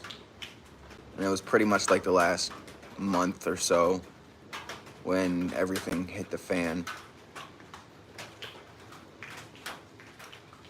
but it was definitely her bringing another guy into my home, our home, after everything had happened. And even after I had warned her, like, not even about doing stuff like that, but learning who to trust and who not to trust. Because, like I said, when we got into the fight, she went to someone who she thought she could trust, ended up with her being pregnant. She doesn't have the best sense when it comes to knowing the type of people to be around and not be around. I do know that, and I would warn her repeatedly, and it would only be afterwards. And it wasn't really just with her, it's with everybody that I come in contact with and everybody that knows me. Like, once we get to know each other and stuff, like, if I warn you about someone, your best bet is to just listen to me, even if it doesn't seem reasonable or logical at the time. I can read people like an open book, and I can see people's true intentions, even sometimes before even that person knows what their intentions are going to be.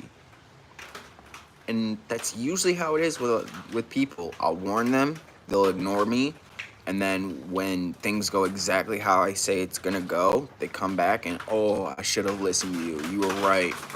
Like, how do you know this stuff? And it's like, you'd be surprised at what you can learn if you just listen instead of like talking to people. I don't know how to explain it.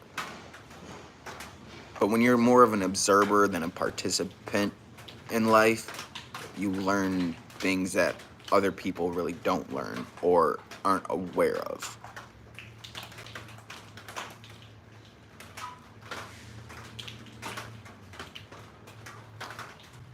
Yeah, and it's weird because, like, they say that that's like that's how like the compatibility success rate works. It's like one is introverted, the other is extroverted, yin and yang. They end up working out. It's like you don't want to get an extrovert and an extrovert in the relationship together, because that just causes problems, usually involving people outside of the relationship. You don't want introverts with introverts, because then, like, there's a lack of communication and stuff, because, introverts, we just like to be by ourselves. Yeah. It would be exactly like that. But I'm not that kind of person. Like, if I feel like the relationship's dead, like, then it's just dead. I'm not gonna sit there and try to be petty and all that kind of stuff. I'm just gonna let you do you, go your way, I go my way, and just call it like that. But unfortunately, not a lot of people are like that. They feel like if they get dirty, if they get done dirty, they have to do dirty things back. I honestly just can't be bothered with that.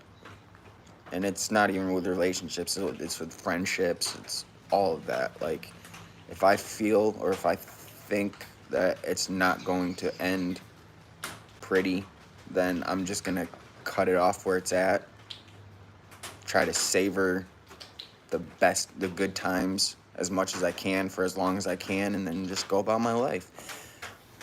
Because the way I see it, and the way a lot of people see it, you had a life before them, you'll have a life after them.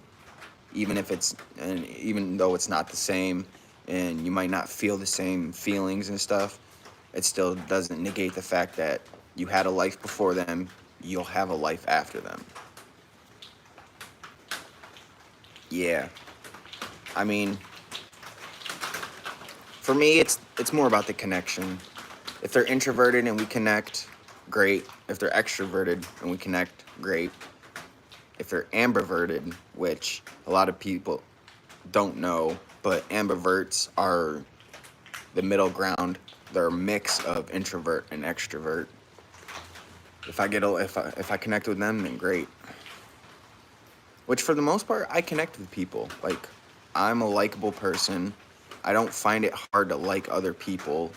Like, I have an open mind, so like I don't find it hard to understand logic of other people's thinking. Even if I don't agree with it, I still understand and I can still see people's point of views and why they think the way they do, why they act the way they do. And usually it ultimately it all comes down to just their reactions and stuff. Like, most of my relationships of any kind, friendships, relationships, most of them just deteriorated because they ghosted me. Like, one day they just stopped talking to me. They stopped communicating and we went our separate ways. Sometimes we reconnect later down the road, but for the most part, it's just like the relationship fades away.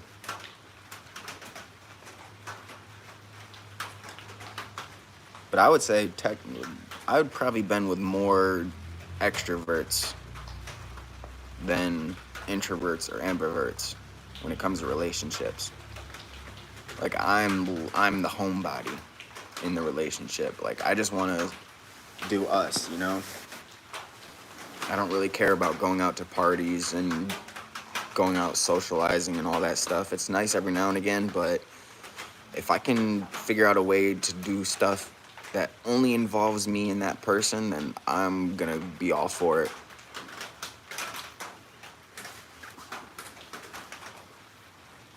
And I'm not gonna lie, that was always like my go-to whenever I got with someone. Like, the very first date was literally chilling in my room, watching a movie, eating food, and just talking. And that was it.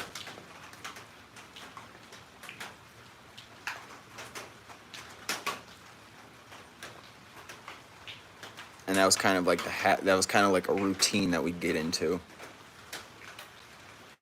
Which, looking back, that's probably a reason why, not a big reason or the main reason, but it's probably a reason why my relationships started to fail, because we're just too different. They want to go out and do stuff, and I'm just like, no, let's just chill. Let's just stay home and chill. And usually they would give in to doing what I wanted in that regard. So we'd stay home, play video games, watch TV, talk. Just be a homebody, you know? Every now and again we'd go out, like bowling or to the movies. But yeah, I'm not really a sociable person. Like, honestly, I really started streaming and doing YouTube and content creation as a coping mechanism to get out of my head more. Because if I didn't have this, realistically, the only time I'd be seen or heard is when I'm at work. Like, even my own family, it's gotten to a point where when they're introducing me, they introduce me as the one you'll probably never see or hear because he sticks to himself.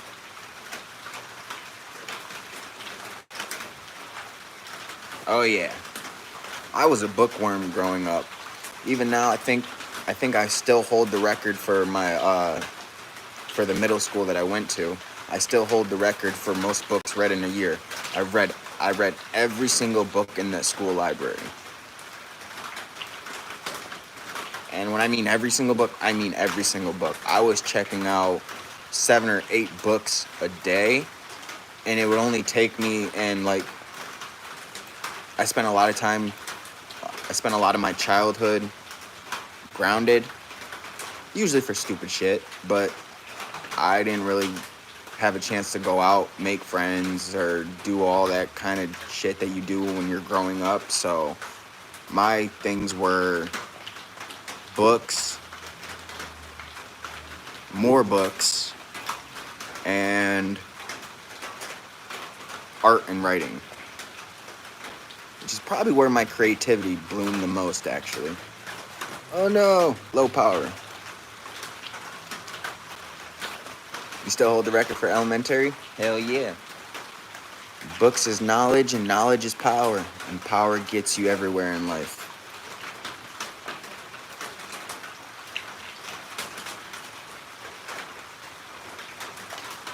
Shit, I read all the Hunger Game books long before they ever decided to make their movie. I read all the Cirque du Freak books, which I don't know how people really don't know, but the Cirque du Freak series, it's so good. Right. I was reading stuff I wasn't supposed to be reading either. Y'all notice how dark it got? I'm just now noticing how dark it is. Like, you can barely see me. If I back up just enough, I'll probably actually disappear completely. No, maybe not. I'd have to back up farther. That's the white in me showing. But yeah, I've read pretty much a lot of the series. I read 3 different times. I read all of the Harry Potter books back to back. I've read all this. They have the Simpson comics. I've read all the Simpson comics. They were probably allowed because they knew that for the most part, kids don't like to read, so they're not going to actively go into the library and pick books out, and they're not going to find that book. Because chances are they probably had that book in a category that most kids, or even most people, to be honest, because there are books in the public library that literally have collected dust because nobody ever goes to that section. But I think it's all just like a placement strategy. They know what books they want you to read, so they're going to put them in a spot they know that there's a high chance that you're going to go over there.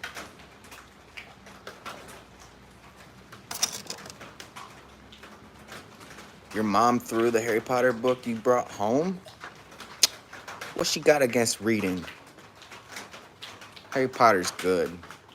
I mean, I can't condone the behind the scenes, like, of the past few years with what the author's been going through and all that, but the Harry Potter series the books are always going to be better than the movies, in my opinion. No matter what movie you make, no matter what book it is, I feel like the book is always going to do better. No matter how good the movie is, the books are always going to be better. Simply because it's more detailed and it gives you more freedom to actually imagine and, like, be into those worlds.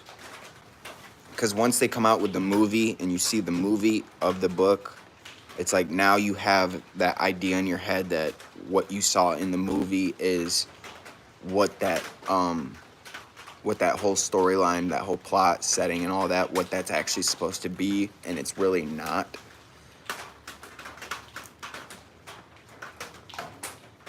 She African, so all the witchcraft and magic, she wasn't having it. I can understand that. That's when you should have educated her. But, like, sit down, read the book. It's not really even about magic and witchcraft. That's just what keeps the reader interested. It's really a story about an orphan trying to find his place in the world. Granted, that world is full of freaking magic and witchcraft and, you know, people trying to off him every second of the day, but it's really about an orphan just trying to find his place.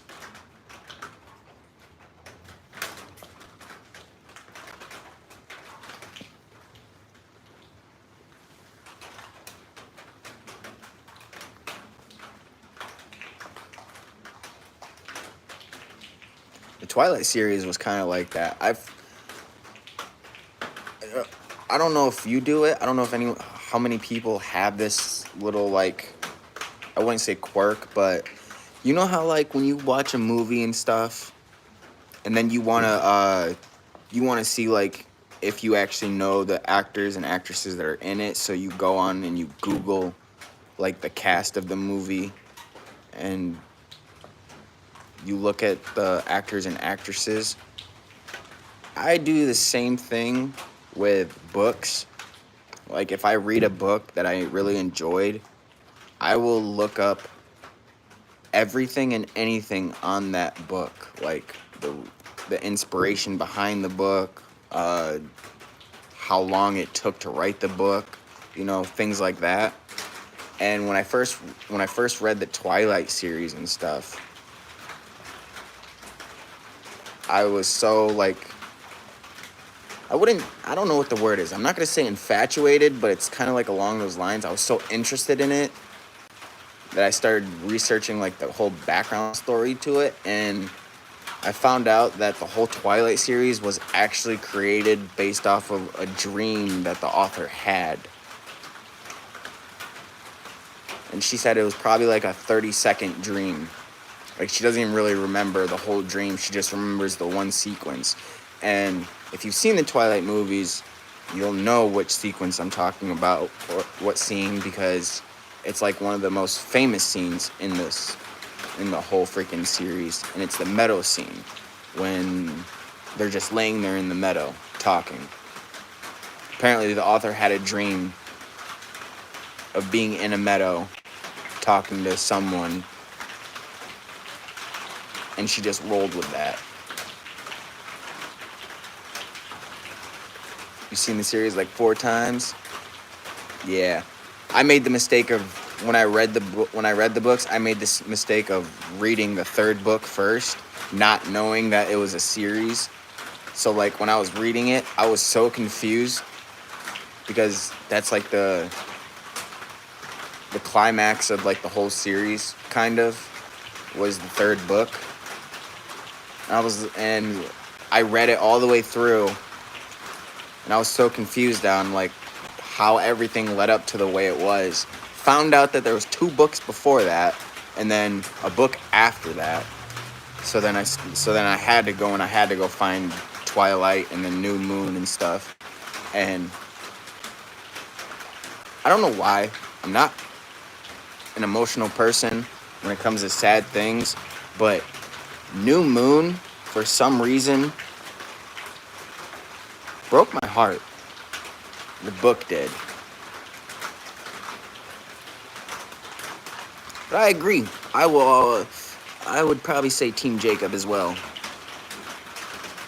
I mean, Team Edward was good. And oh my God, I remember that when that craze was going. Yo, I saw so many fights. I mean, actual fist fights over the whole debate of Team Edward versus Team Jacob. I'm like, there's no way this is that serious. But yeah, New Moon, the 2nd book, was probably my favorite. And I watched the movie. When I watched the movie for the 2nd book of New Moon, honestly, it didn't really do much for me like the way the book did. Like those feelings of being able to actually like connect with the characters in any way, it just wasn't there. And like the scenes where it was supposed to be like dramatic and stuff, for me at least, didn't feel dramatic enough for me to actually care. Like I lost interest like throughout parts of the movie. But I was invested the whole time reading the books.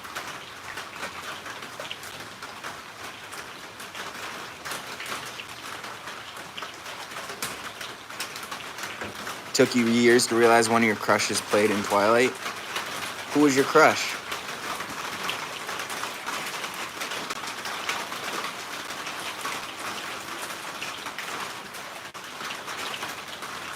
Okay, we are probably gonna have to move inside though. My phone is dead.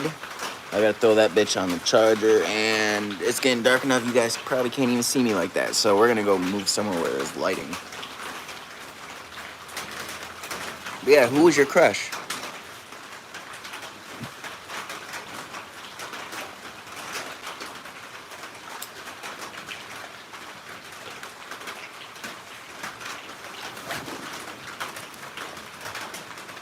Jamie Campbell?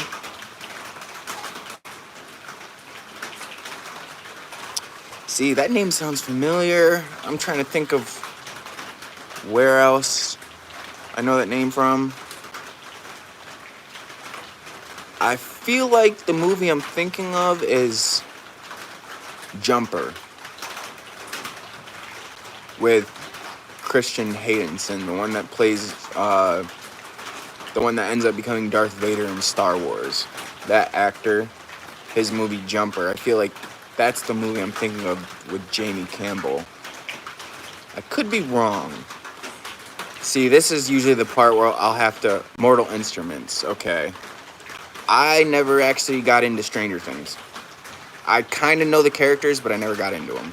I do know the Mortal Instruments, though.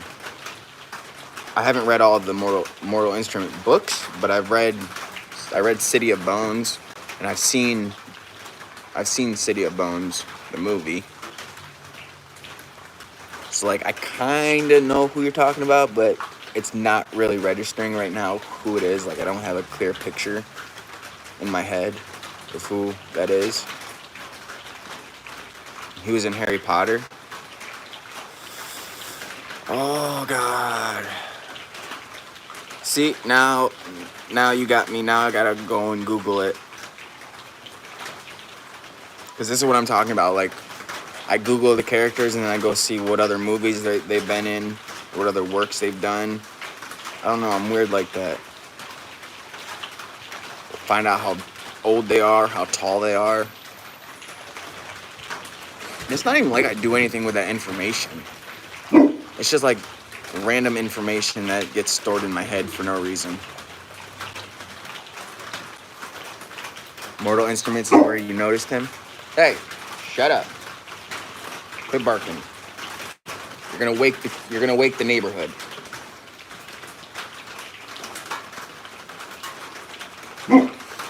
Hey, what'd I just say?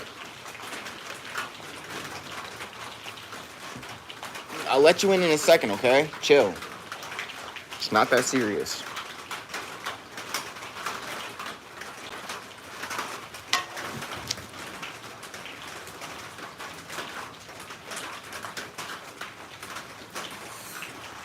Alright, yeah, we're gonna have to migrate.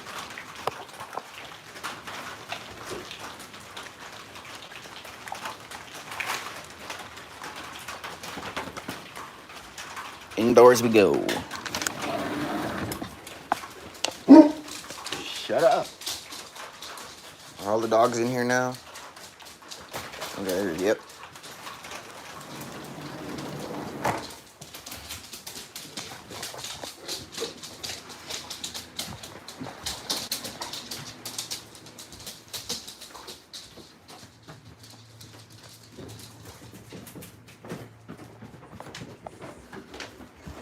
What, you playing follow the leader? Shh. The hell are you? What do you got on your hands? Ashes. Oh.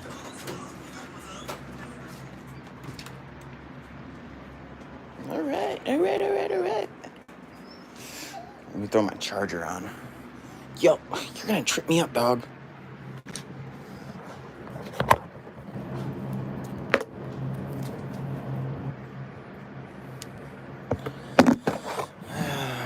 I'll plug it into my computer. It's just quicker that way.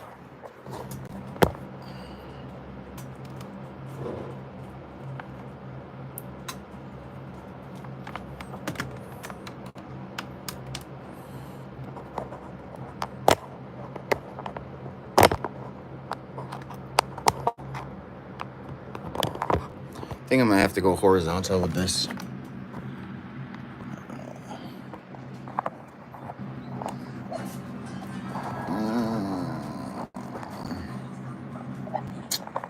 Nope.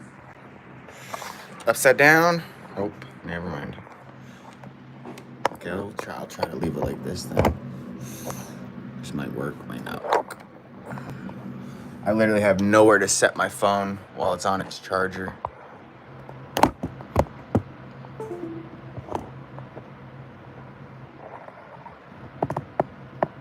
Sorry, I'm trying to get a decent angle. Need you guys to see my good side.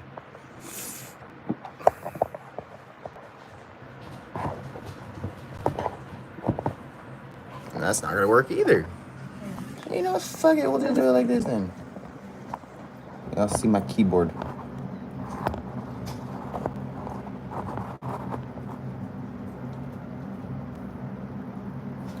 Bro, it says my orientation is locked.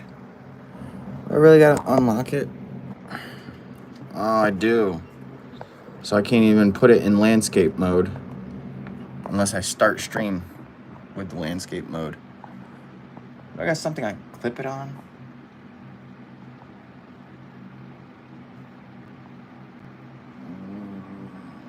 Not even in my room right now. I'm borrowing my sister's room, and she ain't got nothing. I could actually probably use the microphone. This might work. Hold on. I'm just trying to find a way to set this up. That's probably the hardest part about streaming and stuff, is being able to just set everything up the way you want it. There we go. Probably a little crooked. Yeah, we're crooked. Fuck. It's gonna fuck with my OCD. Alright. I guess that's as good as it's gonna get. Fuck it. YOLO. Look, Ma, no hands. What do you want? Come here, you. Oh, come here. What? You scared? Did you do something? Huh? You come to suck up because you did something you're not supposed to do?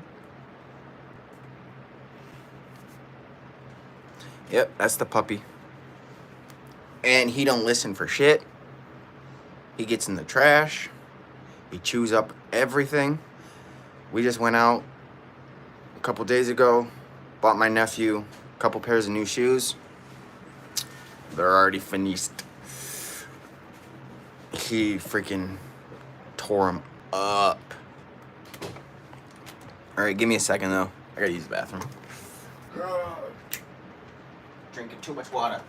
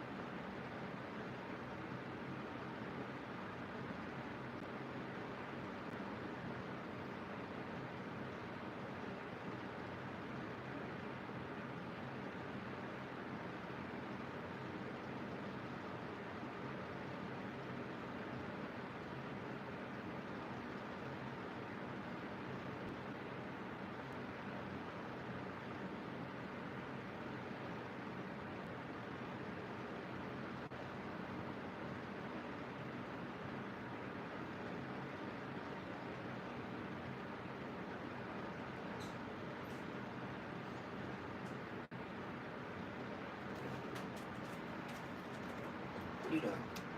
Okay, you know if you come in here, you're gonna stay in here, right? Because I'm closing the door. Are you chilling in here, then? No? Okay. That's what I thought.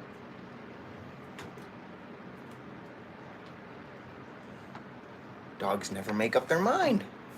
They're definitely worse than kids. But yeah, the puppies never do. Yeah, we've even tried the whole like they've got like spray and stuff that you're supposed to spray onto the like things that the dogs like to chew up, and if they chew it up, it gives them like a bad taste in their mouth. It don't do nothing for him. If anything, it's just like a flavor. It's like a new flavor for him.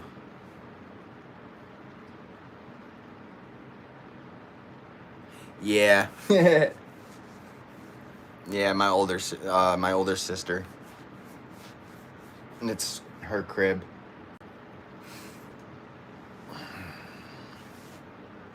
She's in a,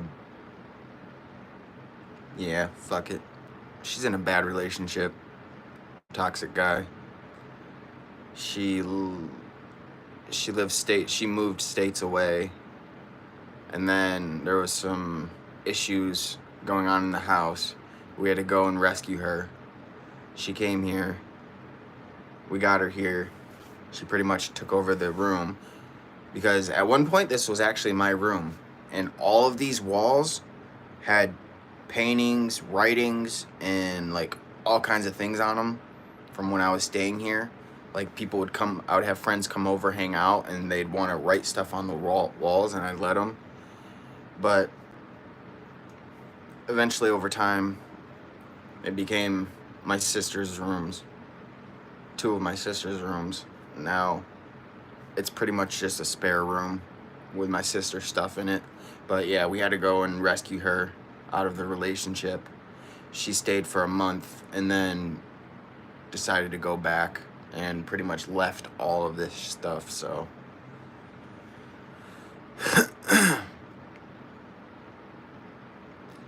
Yours chewed the igloo they were supposed to be in. They had to have surgery because they swallowed the pieces. Ooh. Thankfully, we haven't gotten to a point yet where we would have to give surgery or put him in surgery. But if he does not learn soon, I have a feeling it's gonna be not too long before we're either gonna have to put him down or pay out of pocket for surgery, because this dog eats everything.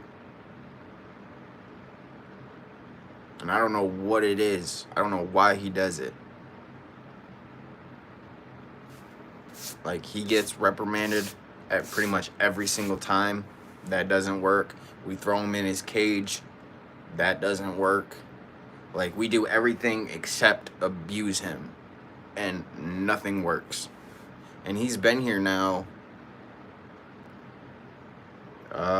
He's been with us since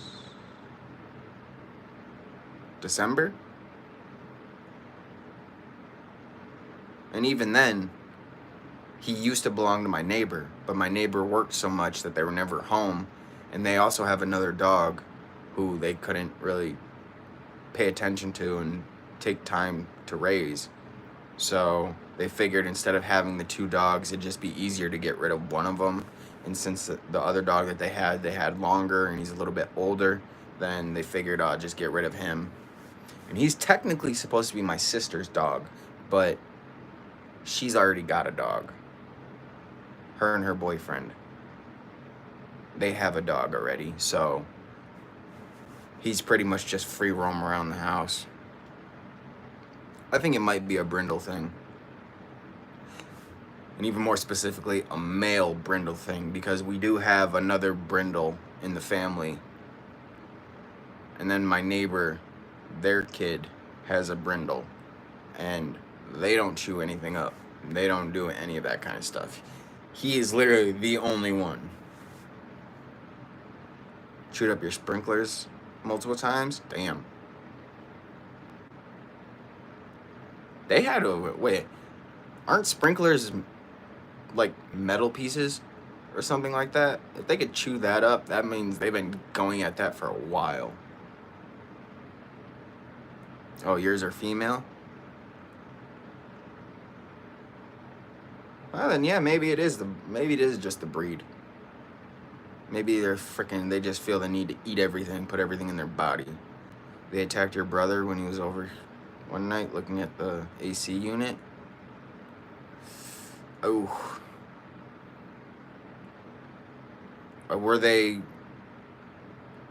Was he a newer face, so to speak, in terms of the dog, or does he like come over often or enough for them to get used to him?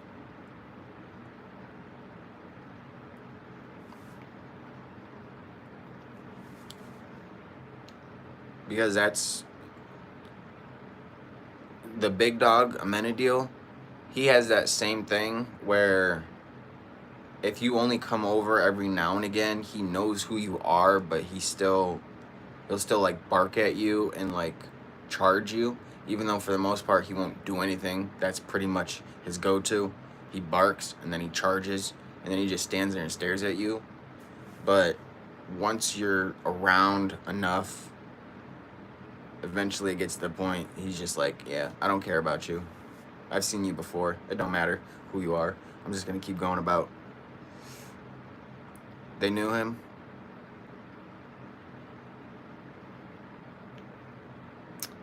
Maybe they were just on that savage shit.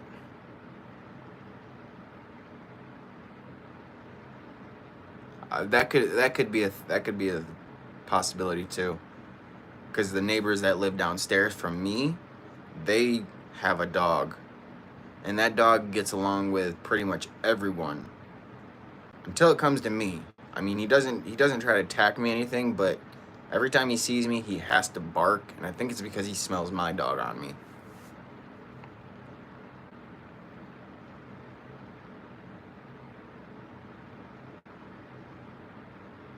Right. They probably knew what he was over there to do, and they probably thought he was trying to steal the AC instead of fix it. Because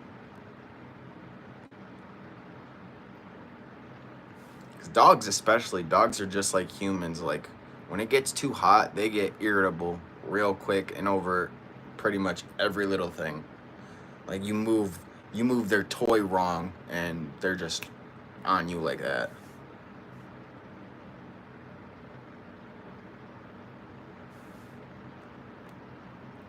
But I guess that's why they say dogs are man's best friend.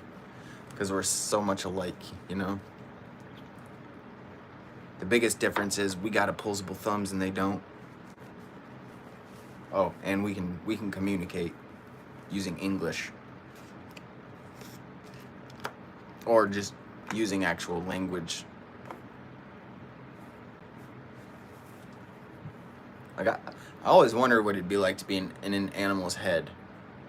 Like, how does that work? Because I also think it's weird, like, with humans. Like, if you're born in a different culture and you speak a different language, do you think in that language?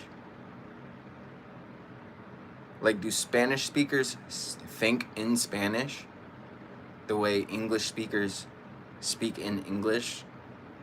Like, do French people speak French in their head? Like, how does that work? Hey, good to know you made it safely. And dry for the most part, I'm assuming.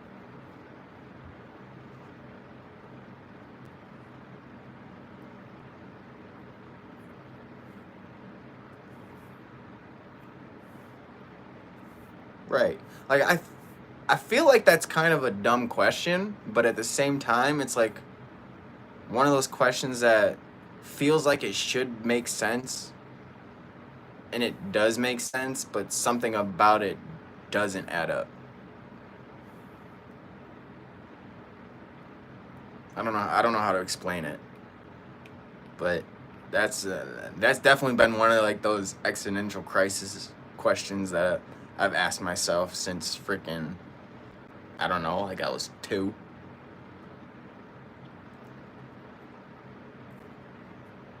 Your mom forgets you don't speak. How do you pronounce it? Igbo? Ibu? But she'll forget and start talking to you and you're just like, huh? Yeah.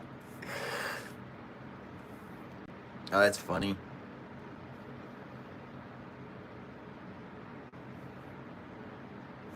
That's good that you stayed dried.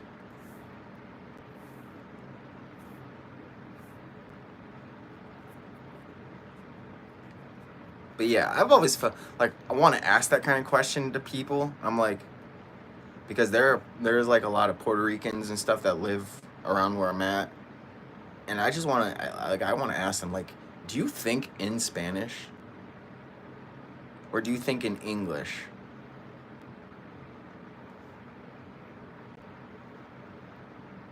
Ibo, short I. Ah, okay. See, this is why I need to become bilingual, so I can understand multiple languages.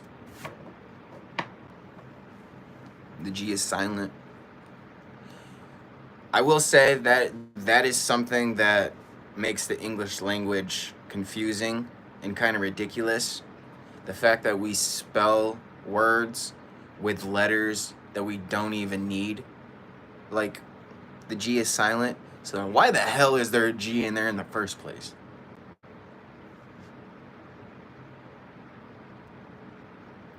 You'll ask your coworker right now. Don't say I want to know, okay? Their first impression of me will be, is he an idiot? What? Who thinks about that kind of shit? I mean, stoners do. Stoner thoughts, I guess.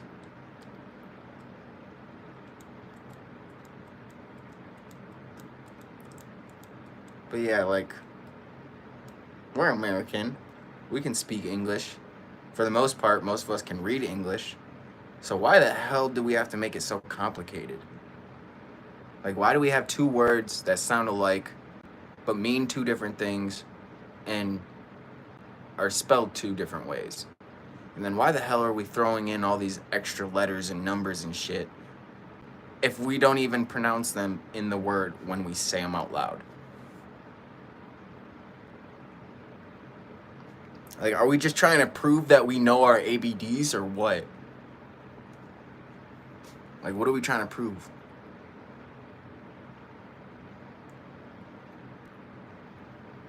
Like, we complicate things so much more than they already are complicated, and so much more than they actually have to be complicated.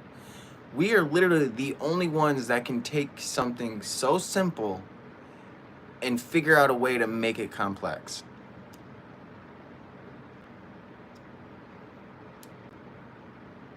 Right.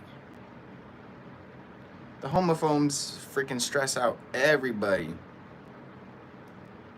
Which is funny when you think about it, because we're the ones that came up with it.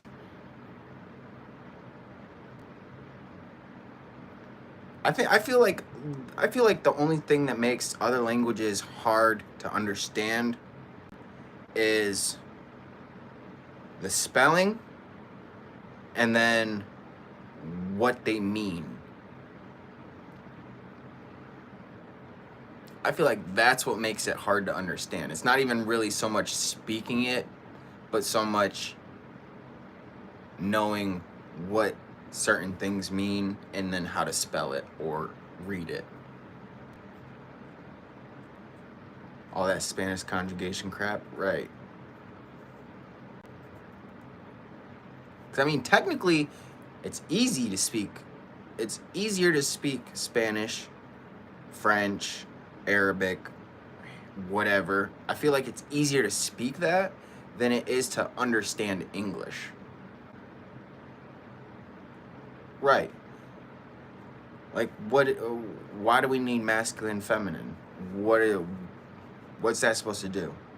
Other than separate us. But then at the same time, we're trying to be united.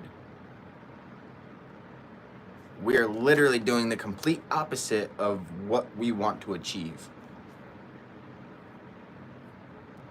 And that's why we're going downhill. And that's why we're de-evolving instead of evolving farther. Because we're literally making shit harder than when it has to be. And then we go and complain about how hard it is when we're the ones that made it that hard.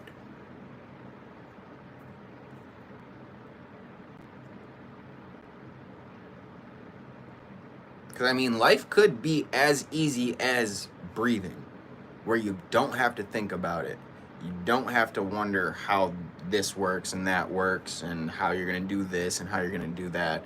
We would just be able to do it. But now we got to add all these little extra things in there. We got to sprinkle all this little bullshit on top. And then when people question us about why we do it the way we do it, I don't know. Because we're different. Because we want to stand out. It makes no sense. And honestly, I think that's something none of us will ever be able to understand.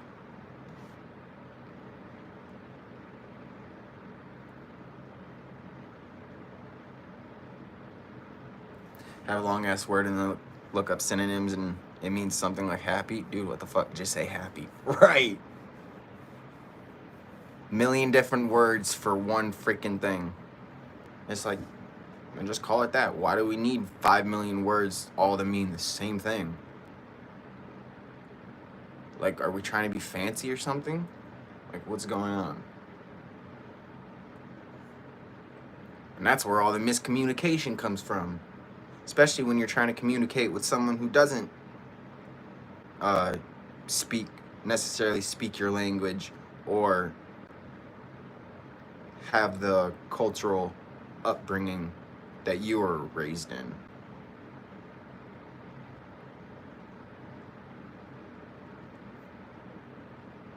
And I know for a fact we're quick to get called out on that kind of stuff too.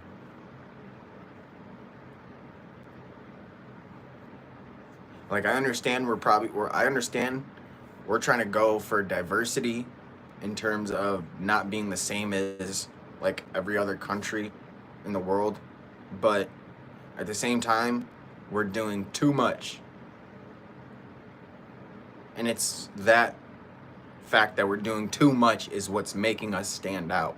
It's not even that we're standing out because we're doing something what's the word? Remarkable. We're not doing anything remarkable. We're just known for making things harder than what it has to be and more confusing. Because, I mean, you got to figure, if it confuses us and we're the ones that created it, if it confuses us, nobody else who wasn't brought up in the same way that we were is going to understand what the hell we're talking about. Like, they're not going to get the idea of it.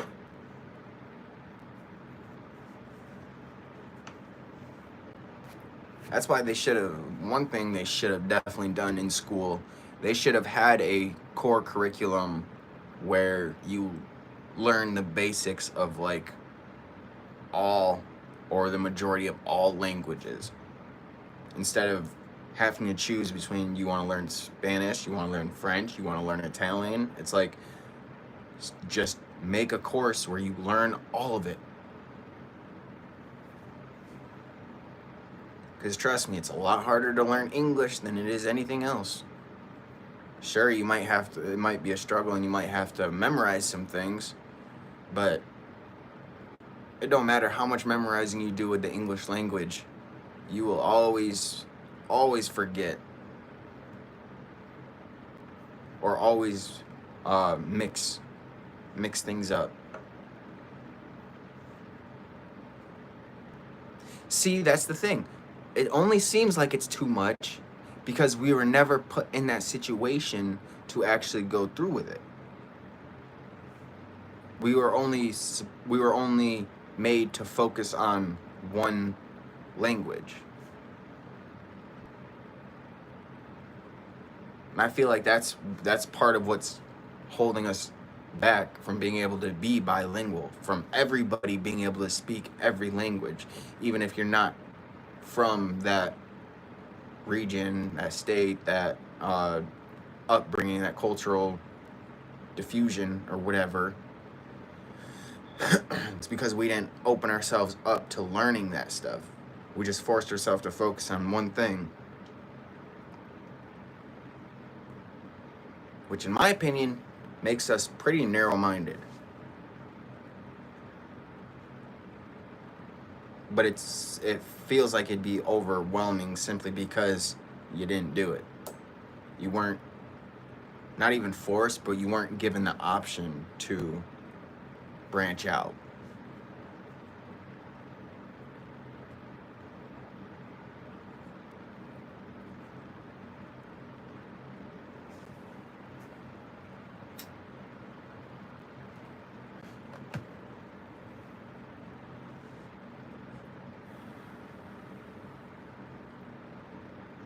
You were cool in Spanish. Your professor got mad because you rarely came to class. And when you did, you would sleep. Took the oral final and communications, the basics to her. I mean, technically, that's really all they're looking for. If you can get the basics of what they're teaching, then they're gonna let you slide.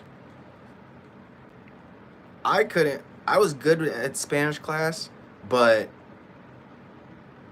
I had a hot teacher. So you already know, like, kids were more interested in her than what she was teaching. And she was younger. I think she was like 23 or 24. So she wasn't even that much older than us. So it was just like the way you see in the movies and shows, like, why am I failing this class? Well, it's because you're daydreaming about the teacher instead of actually listening and doing the work. She was pissed and told you she was gonna flunk you because you knew better. I always hated when teachers did that. It's like the whole point that you're mad is because you think I'm not learning anything, and then I show you that I'm not learning something, and all of a sudden, now I'm just being a smartass. Now I'm just like trying to show you up or something. Like, what the hell? Your point is to teach. You taught.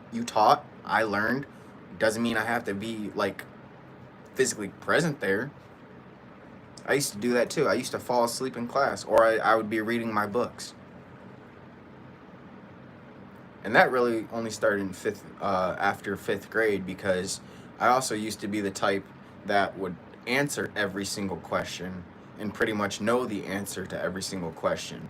And the teachers got tired of me being the only one. So they're like, just shut up, do whatever you want to do, let the other kids have a chance to learn this stuff.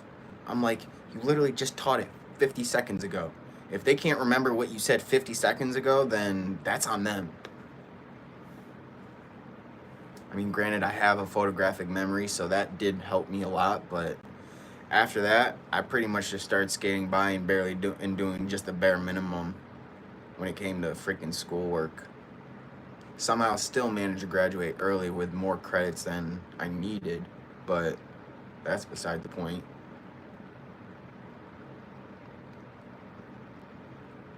You had a Spanish teacher in high school, really pretty, and the guys found out she used to model. That was interesting class after that. Yep. Now they're excited to go to Spanish class, but not to learn Spanish. Especially coming into a time when, hormones are hitting, puberty's taking over. Oh yeah.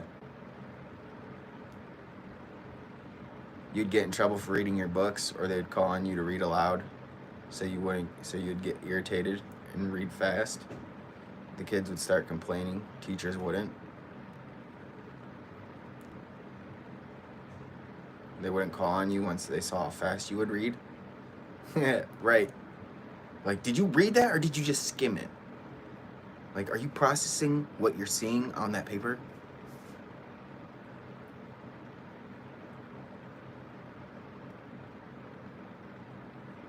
It didn't matter what class I was in. That was like the go-to. Anyone that had to read, the whole class pointed at me. I'm like, I wasn't trying to read today. I wasn't trying to do anything. I'm just trying to sit here and chill. I've got an art project that is due in 2 periods, and I'm behind. So let me just focus on that. Nope, I gotta read.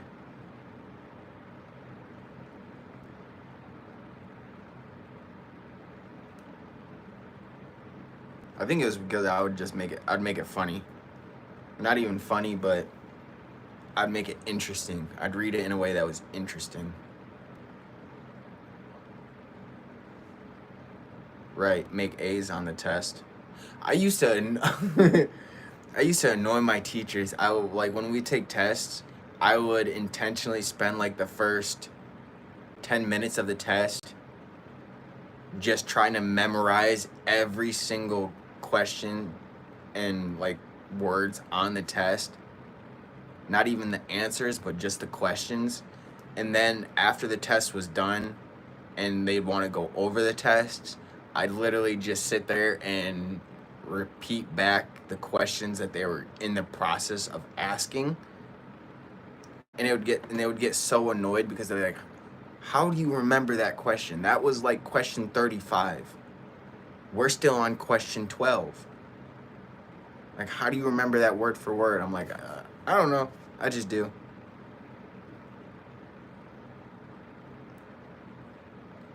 Right, finished reading the book by the time they got to chapter 5. Yeah. And it was always, don't read ahead. I'm like, I don't know what you're talking about. I read this book 2 years ago. Like, y'all are behind me. I should be teaching you guys this book now. I already know what's gonna happen in the end. Read ahead. Y'all are far behind. Y'all need to read more and catch up to me, not me wait for you.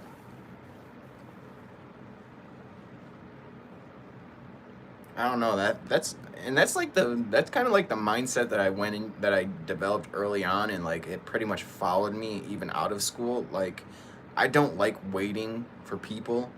I prefer to work at my own pace, and my pace is pretty fast because I'm a lazy person as is, so I feel like the quicker I can do something and it be done right, then I'm just gonna go with that, as opposed to take my time, as you would say it, for a lack of a better way of describing it. But I would want to get things done as quickly and as efficiently as possible, and I wouldn't want to wait on other people.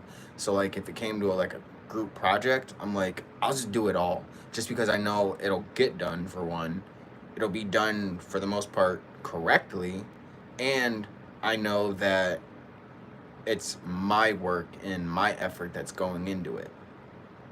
I'm not gonna put 100% in, and then the other people are only gonna put 50% in, 25% in of the effort. Because it's like my daddy always said, if you're gonna do something, you might as well give it 100%. If you're gonna half-ass something, might as well not even do it at all.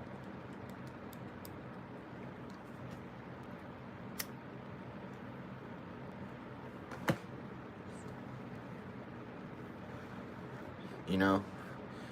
And honestly, I feel like that's a good way to live life. Like, you will see a boom in production when you live like that, instead of just focusing on all the little things that you wish you could change, that you feel like would make the job or whatever you're doing easier to complete. Military, 110%. I would have went into the military, only at the time I was on different medications. I have anger issues, suicidal ideations, and all that stuff. And from what I understand, it's things like that that can make or break them wanting to take you into the military.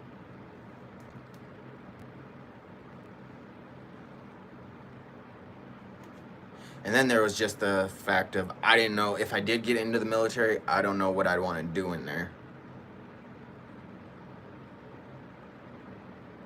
And then I also heard, I don't know if it's true, but do they for the most part, like, do they take into consideration like physical attributes of a person? Like, do they use that as a way of determining whether or not they want to accept you in the military? Like, because I heard, and I don't know if it's true, but I heard, like, if you're flat-footed, you're more likely not going to get into the army because of just the risk of like medical issues and stuff like that.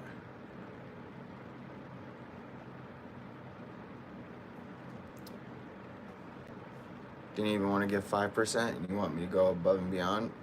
Right. The possibility of you leaving with those mental disabilities? Yeah. Because I'm flat-footed. Like, I cannot, for the life of me, I cannot save a pair of socks. I cannot save a pair of shoes for more than the longest time that I've owned a pair of shoes, month and a half, and that was that was wearing the shoes sparingly. Like instead of wearing them every day, I'd only wear them like every other day, every couple days. A pair of shoes would last me a month and a half. A pair of socks last me 3-4 days.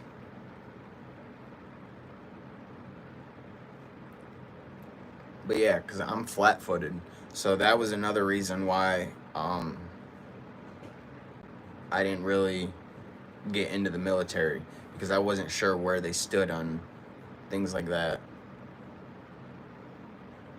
But also because I have a nail in my foot that I can't remove.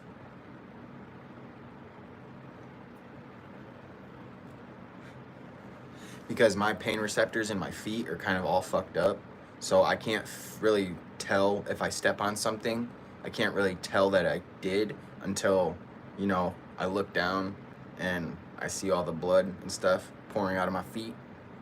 And when I was younger, I was babysitting my youngest sister, and she ended up throwing a tantrum, and we had a junk drawer full of rusty nails and tacks and stuff. She ended up dumping it on the floor, and when I went to go clean it up, I wasn't paying attention to where I was stepping, and I ended up stepping on a nail, and it went up into my heel, and I didn't feel it at the time. And eventually, the more I was walking and stuff, the farther up it went into my heel. And then when I finally did manage to go to the doctors, get the x-rays and stuff, they said that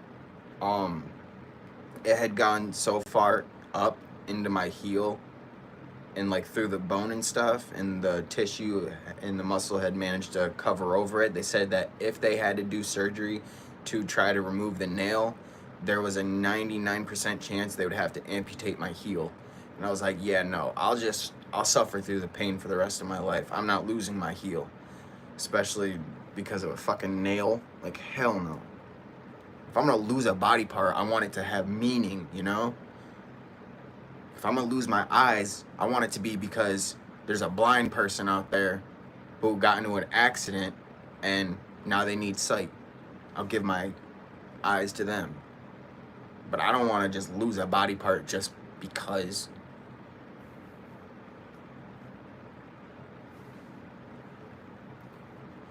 Nowadays, you're not sure. Quite a few things have changed. And it depends on the branch, too. Yeah, I didn't know if I would have gotten accepted into the military. I don't know what branch I would have gone into.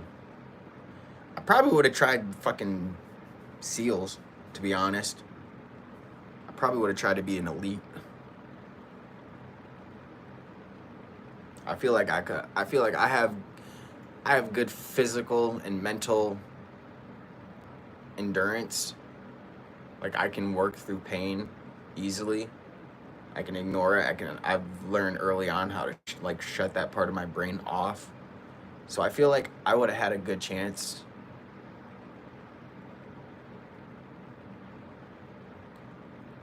I think they do. But I think that was like the assumption for the most part, but it wasn't until fairly recent, like probably within the last 50 years, I would say, where they actually did accept pretty much everybody. If one can't get in the army, just a dirtbag all around. Yeah. Yeah, you'd have to be pretty fucked up individual for people that go to war to not want you. That's the way I feel like. That's the way I think of it. Like, if you're not capable of being seen as a resource instead of a liability for something like violence, then there's something wrong with you. Because everyone is violent. Everybody has the urge to be violent. And there's really only a handful of, I wouldn't even say careers, but there's only a handful of situations where being violent has more of a positive result than a negative one. And like the army and the military and all that has capitalized on that aspect of it. So if you can't even get into that, then yeah, I think you might have to look inside yourself and ask, like, what the fuck is wrong with me?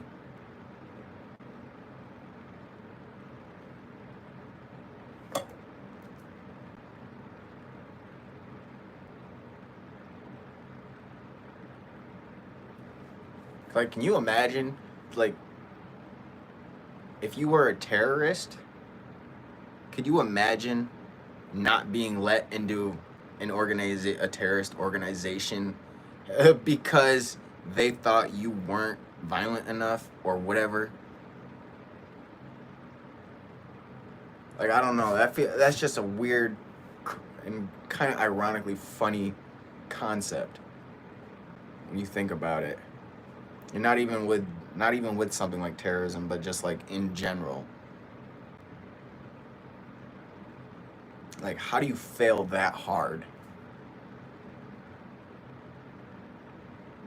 How are you so bad at being, like, say, with something like a terrorist, like a suicide bomber?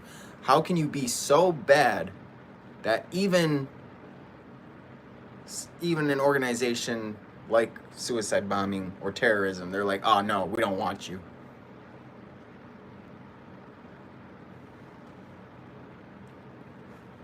Right. You can't even tell anyone the army didn't want you. How embarrassing would that be for you?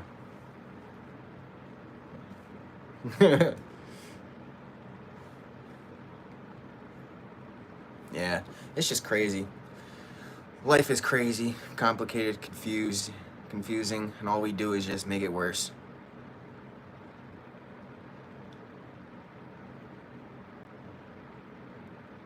But yeah, I know if I would have gotten into the military, chances are I probably never would have left. Because I am that type of person that, like, once I get into something, especially something that I am very good at, then I'm pretty much staying with that for life. Right. You're not the terrorist we're looking for, sorry. Try again next year. I mean, might be new people in charge, but try again next year.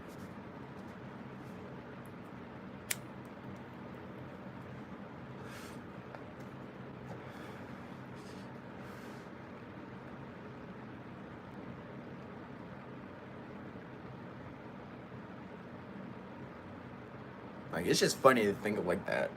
Like, you have all the attributes that are being looked for, but you don't get in, you don't get accepted just because they think that you're not good enough at it.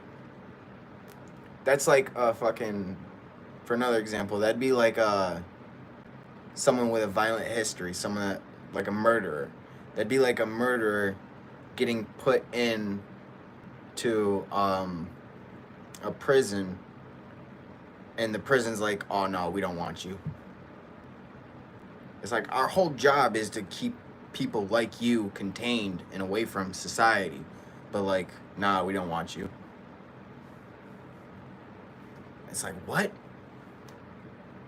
How fucked up of an individual do you gotta be fucking turned away from something like that?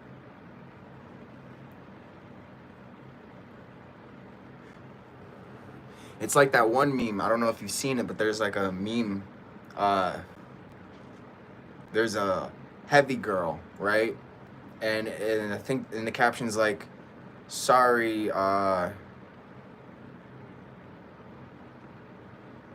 think it started off with like black men, and she was like, sorry, black guys, only white guys want me. And then like underneath it, it was like, nah, sorry, but we don't want you. Maybe the Mexicans want you. And the Mexicans are like, nah, sorry, we don't want you. Maybe the freaking, what other one? I don't even remember the full meme, but it's like everybody's denying this chick. Yeah, you've seen that? Yeah. It's kind of like that. Like, there's got to be something actually wrong with you to get denied by everyone.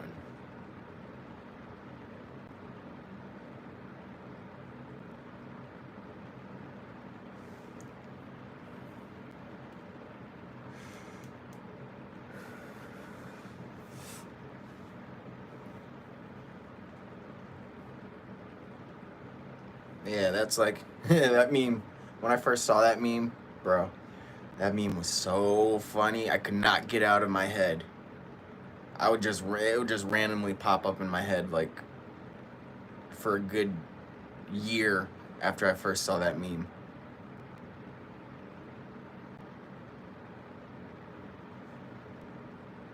It's like it's gotta be real bad for you to get denied by everybody.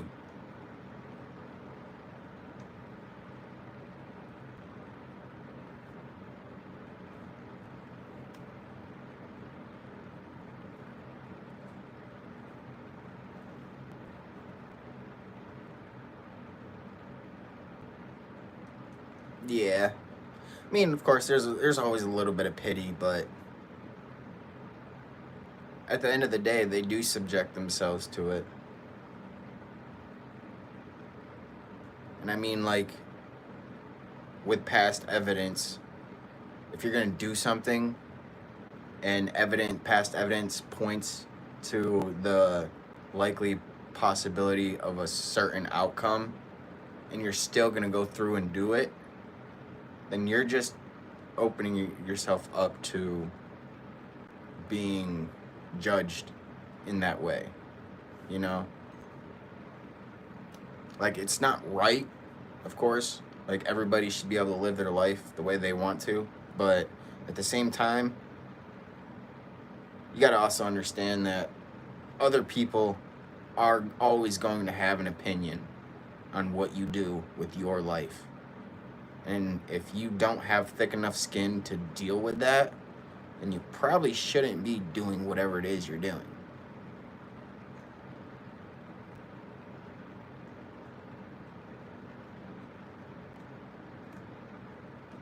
Like, that's one of the dilemmas I feel with being like trying to be a content creator slash streamer. Like, I enjoy doing this. I do want to do this like as a career type of thing, but at the same time, I don't want to live life on the internet, because that paints a whole different kind of picture than what my life is actually like.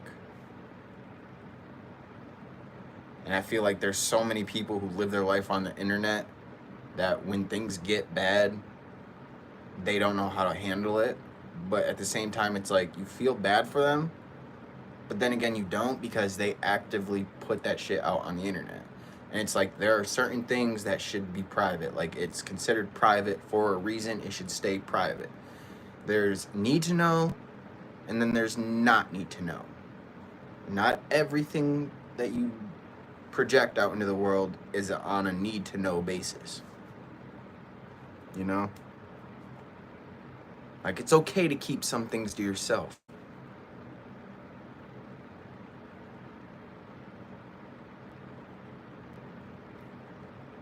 But that's the problem with, like, that's one of the biggest things about being a streamer, being a content creator. Like, you kind of have to put that stuff out there in an entertaining way in order for people to react to it, engage, or whatever it is.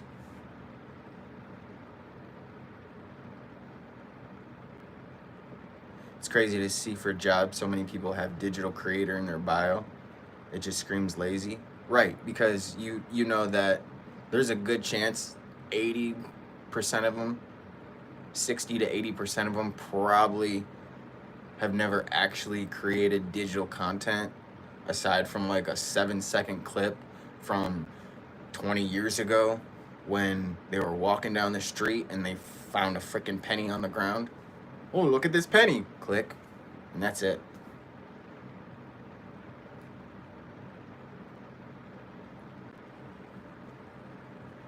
Yeah, if your ambitions don't align up with your goals, then you should probably just change your goals. Don't label yourself something that you're clearly not. Yeah, or they copy. They play copycat. And they just piggyback off of other people's content. The music industry is a big one for that. It's one of the reasons I don't put my music out there. I make music, but I don't share it. Simply on the basis, I don't want people to try to steal my stuff. And I don't want people to assume that I'm also making stuff based off of someone else's work.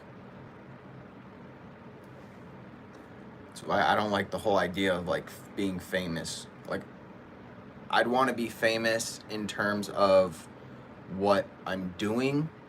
I personally would not want to be famous. So like in music, I'd want my music to be famous. But I could give two fucks if you guys knew that it was me creating that music, you know? It just adds another layer of privacy to your life that you're really not gonna get given the type of life you want to live. I don't know how else to explain it.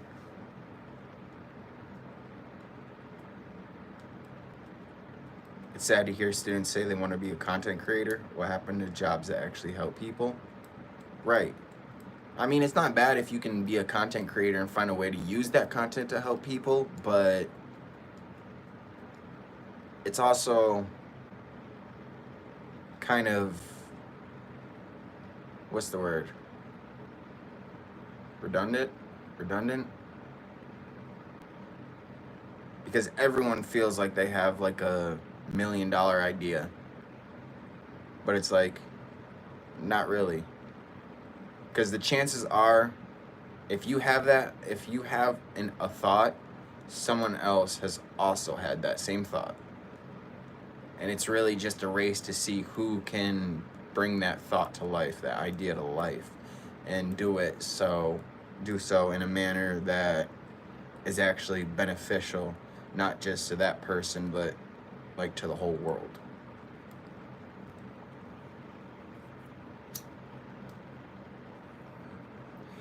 Like, I started going to college for my psych degree, because I want to be a therapist, but I don't want to be like a generic therapist where you have to go sit in an office, talk your feelings, and then you feel like I'm only there to get money. Like, I want to do it in a way that it's free and pretty much anybody can have access to. So like, if I use my content creation as like a stepping stone to establish that, I feel like that would be more beneficial in the long run, as opposed to me just going for my psych degree and then getting a job as a therapist, sitting in some building type of thing. You know? It's kind of like that.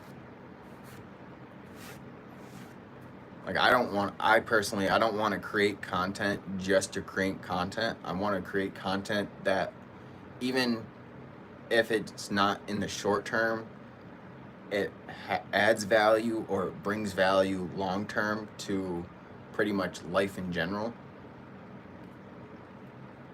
Which, truth be told, I think I may have gone about starting it the wrong way, because gaming, while it is fun, it's entertaining and stuff, it's also like the easiest pathway to get into this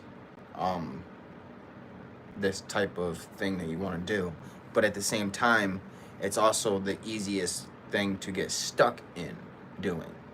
Like, once you become known as a gamer, it's kind of hard to break out of that mold and do other things, which I think is my biggest issue. Like, I started as a gaming channel. I'm still doing the gaming channel, but I started as a gaming channel, so now that's pretty much what people expect. And it's like, I want to branch out from that. I want to be known for gaming, but that's not all I want to be known for.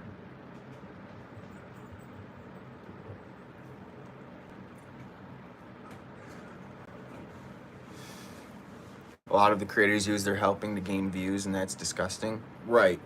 Those freaking, I gave $75,000 to homeless people. Like, why do you have to record that? like personally, because so many people do that type of thing, I can't help but feel like right off the rip that it's all fake. If you were homeless, God forbid, you wouldn't want an idiot putting the camera all in your face, broadcasting to the world, you at your lowest point. Right. But I mean, like, if you're doing it the right way, well, it's not even the right way, but if you're doing it in a way that's not beneficial, but it's not necessarily like trying to be show-offish or judgmental. Like, what's the, there's a channel, I think it's called White Underbelly. And like one of their famous interviews, and they like go out and they interview like drug addicts and murderers and things like that, but they don't do it in a way that's like trying to show off like, haha, you're dealing with all this bullshit, you're living all this life while I'm over here having the best time. But it's like they're trying to educate people on the different types of lives that are out there, the different types of struggles people go through. I feel like if you're doing content creation from that kind of point of view, it's okay. But yeah, the type of content where you're just going out, oh, I gave a homeless man a free pizza, and you're only doing it just to do it on camera, just to seem like you're a good person, like, nah, that's fucked up. I would classify those type of people, I would truthfully put them in the same category as like a terrorist, murderer, something like that. Even though their crimes they're not as intensified as like, say, a terrorist or a murderer or a thief or something like that, they're still causing more harm to the world than they are healing it.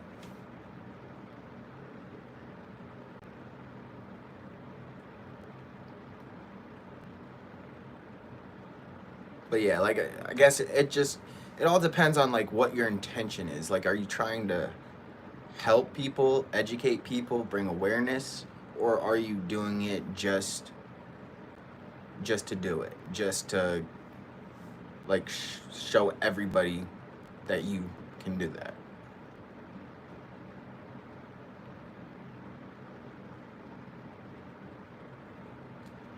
Because honestly, that's probably the easiest type of content to create. You just take a camera, walk up to someone, ask them a bunch of questions, and whether or not they respond doesn't matter, because you got your video, you got what you were looking for. I think it all just boils down to like, what are your intentions with that idea? And a lot of people don't have good intentions.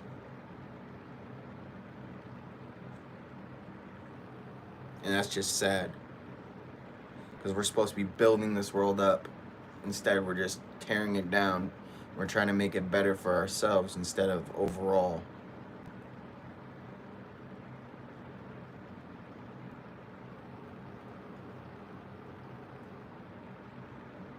Everyone's focused on individuality as opposed to unity. Like, everybody should be winning. Everybody should be living a good life. If everybody's living a good life, then life in general is just better. And like, that's pretty much it. There's nothing really else to it. It's literally that simple. But yet somehow, some way, we find a way, we manage to execute that way to make shit more complicated and a lot more unpleasant than what it should have been, and what it needs to be, and what it could be.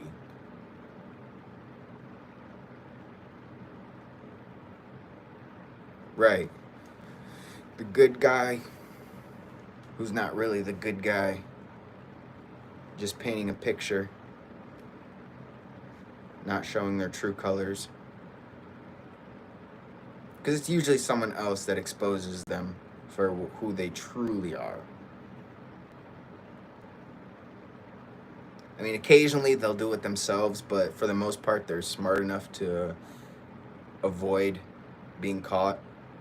And it usually takes someone else doing a deep dive on them to find out the truth and to show who they actually are. Which ultimately it just adds to the deception when it comes to trust and things like that. You don't know who to trust because you don't know who's being real or who's being fake.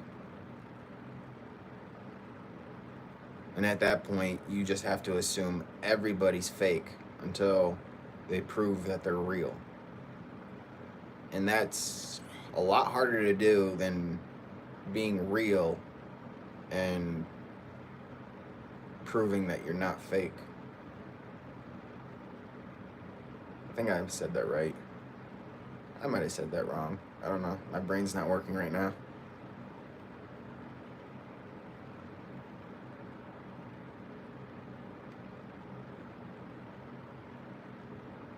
Kind of like the justice system. Everybody's innocent until proven guilty, but backwards. You gotta treat everyone as if they're guilty until they prove they're innocent. And a lot of people don't do that.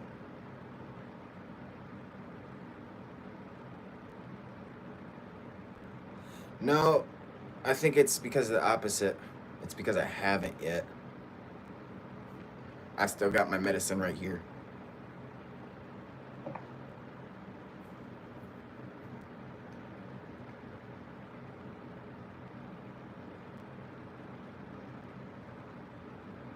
No, it might be because it's been a long day and my sleep schedule's been all over the place. So like there's moments when my brain feels foggy. It's like hard to focus on anything. Half the time I can't even get my thoughts out. But I'm also the type that overthinks every little thing.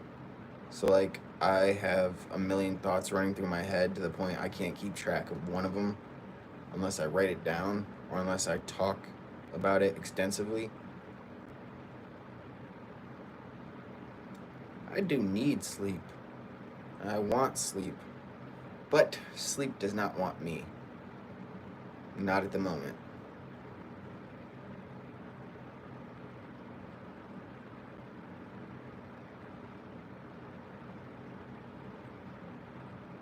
Thank insomnia for that. And my hectic sleep schedule, me taking freaking 5 or 6 naps throughout the day.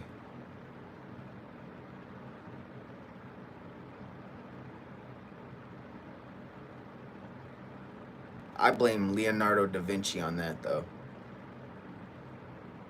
Because I read a book when I was younger. I read a book on how to be like more productive. And there was a section where it was talking about how Leonardo da Vinci's his process for like doing his paintings, for like when he came up with the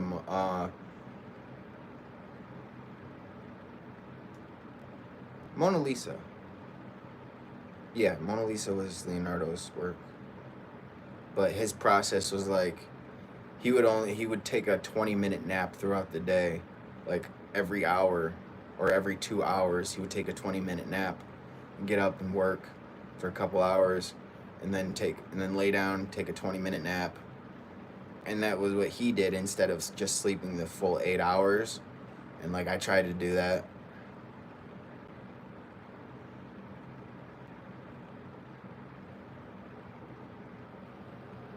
Yeah, sleep is a beautiful thing, but you know, we'll sleep enough when we're dead. You take magnesium, spray your pillow with that sleep spray, and put on your rain thunder sounds, and you're out. Oh, I wish that would work for me. I wish. I've literally tried everything under the sun to help with my insomnia. And I've literally only found one thing that is consistently helpful. And even then, right now, with my injury, with not being fully healed from my work injury, I can't even really use that. And then I developed tinnitus a couple years ago, which I fucked up, and I forgot that I had an appointment to go see about getting surgery to fix my ear. But ever since then, I need to have sound. I can't be in silence. So nighttime is like the worst. I have to put the TV on full blast, or I have to have a radio on or something. Cause that shit drives me insane.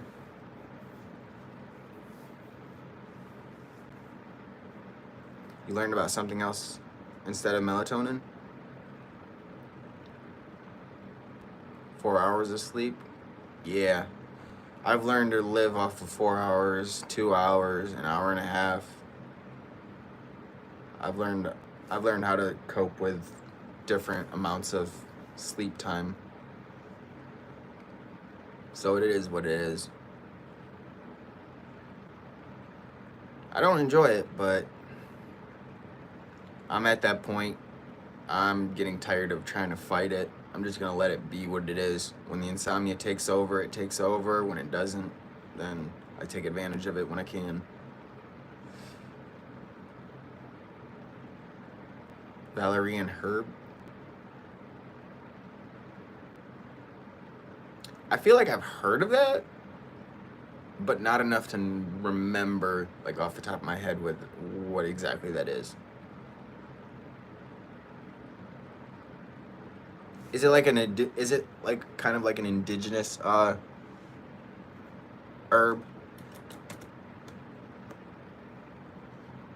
Or is it like one of those pretty much widely accessible type of medication or whatever you want to call it?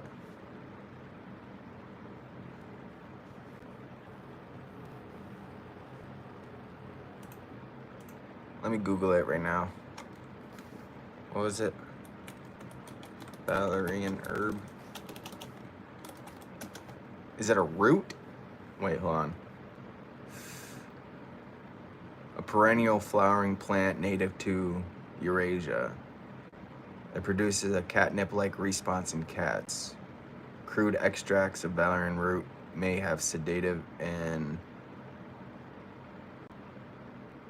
anxiolytic effects. However, the clinical evidence is mixed and debated. It is commonly sold as dietary supplement to promote sleep. Oh. Okay, it says it's part of the honeysuckle family. That's probably why I'm thinking it was familiar, but I didn't really know.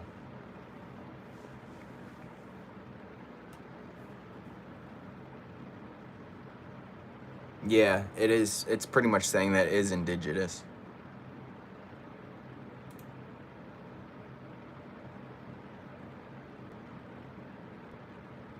It's used to, at least back in the day, it was used to treat insomnia, migraine, fatigue, and stomach cramps. For modern use, it's more for helping with insomnia, anxiety, stress, and depression. So it's pretty much an antidepressant.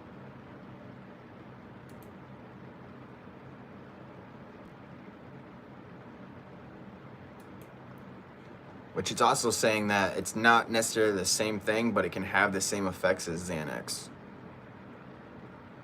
It can affect the nervous system in the same manner. Interesting. I might have to try it out. I'm not big on the whole overseas shopping thing because that never works out in my favor, but I'm always down to try something at least once. Melatonin messes with your pineal glands. I did not know that. You love honeysuckle?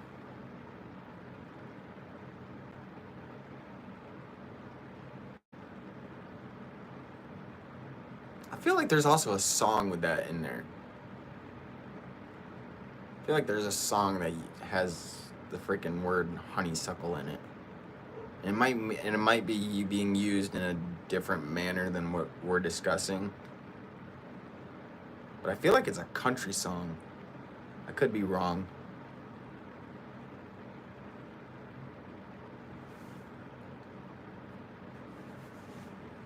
If you guys are just now joining the stream, what is up?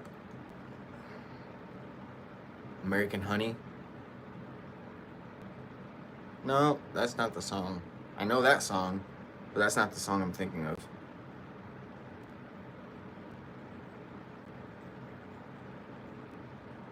Boondocks? Maybe? That's the problem. I've listened to so much music from so many different genres. Like, I can't keep track anymore. You'll ask the guy who posted the video and see where he gets his. He's some type of doctor. He has all you asking him questions. Hi, Moo. How you doing, Moo Bear? And this is the other one. This doggy's the other one. This is my sister and her boyfriend's dog. This is Mercedes, aka Moo Bear, aka Moo. The Mooberry Bush. Okay, stop. Stop trying to lick my face. Girl, stop it. Wanna say hi though? Wanna say hi to the camera? No? Okay. A lot of what he discusses aren't anything regular doctors speak on. Yeah, that's because doctors have an oath. You know, what stays in, what is learned and spoken of in the hospital stays in the hospital. Okay, guys, go. Oh, fuck. Ooh. She made my sunburn freaking flare up. Ho. Bitch hurts. Oh my god. Okay, hold on.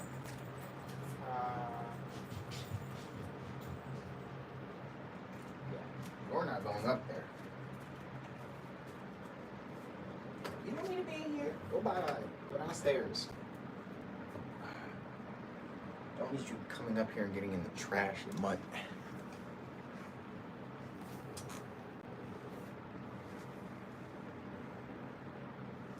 He's heavy and I don't know how to pronounce that. Ayurveda. Viva la vida. I don't know.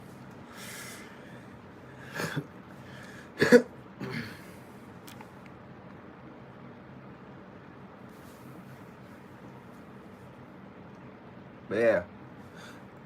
Doctors don't discuss certain things because then if they did, they'd be out of money.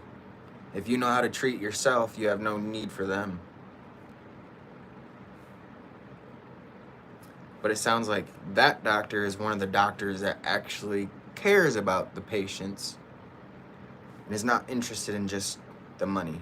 Like, he's actually trying to help treat the cause instead of cure the symptoms.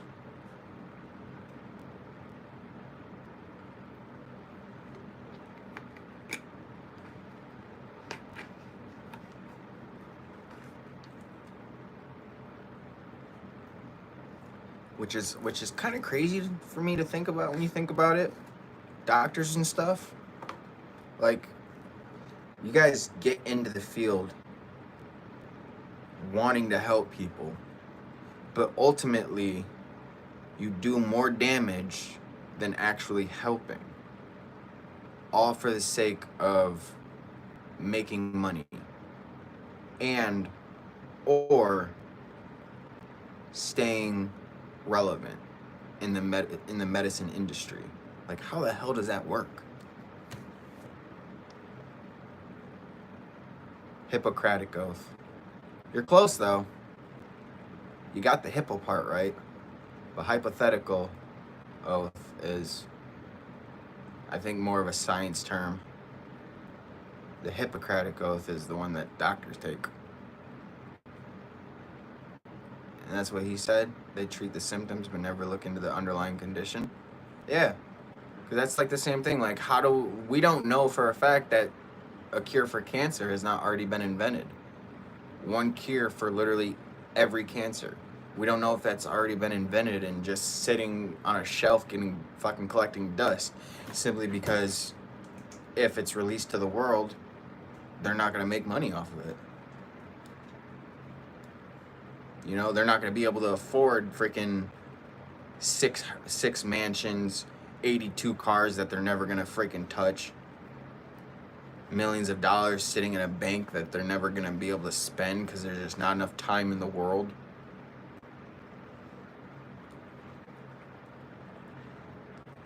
Pretty much if it doesn't benefit their lifestyle,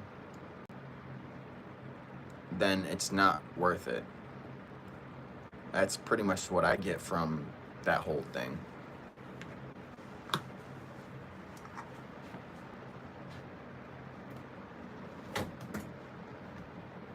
But I think they fail to realize that as long as there are humans on the earth, there is going to be diseases, viruses, health conditions.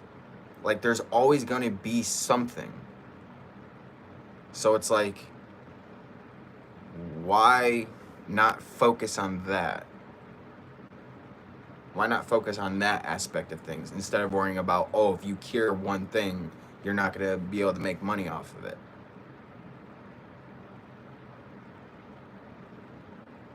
Because, I mean, how many diseases or health conditions do you actually think there are in this world that we just don't know about because it's not addressed? Like, we got the diseases like HIV, AIDS, Hep C, cancer, of course. Probably the biggest one known to mankind. But how many other diseases do you think are actually out there and that are or even that are being created daily that we don't know about because it doesn't get addressed? I feel like the whole mentality of like the healthcare system, the medical field, I feel like they ignore the fact that even if they manage to cure one thing, there's always still going to be something else that needs cured or fixed or whatever. So it's not like they'll ever really be out of a job. It's just they won't be able to capitalize on one thing alone the way that they've been able to for these past, 1,000 years? Not even 1,000. We'll just say the last 200 years. 250 years.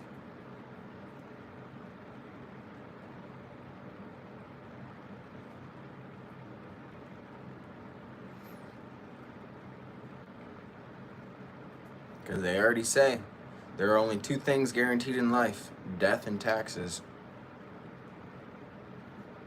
And there's like so much that can go off of that.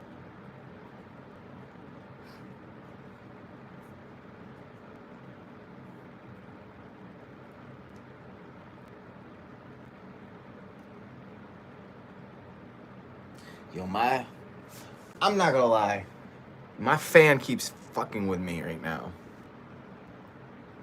Because like out of the corner of my eye, I can see my freaking tablecloth. I can see it moving, and it takes a second for my brain to register that it's the fan that I have turned on blowing towards the bed that's making it move. And I'm like, is there a ghost in here? Like, that keeps moving on its own. And this house has a couple spirits. My brother is one of them, and then the previous owner of the house. The previous owner died in this room, and then my brother died in that space out there. It's no longer a bedroom. It was a bedroom, but after the whole incident with my brother, we knocked down the walls and turned it into a gaming room. Yeah. So my brain keeps like fucking with me and telling me that there's a ghost in the house, even though it's my fan blowing that freaking thing. And it keeps catching me off guard.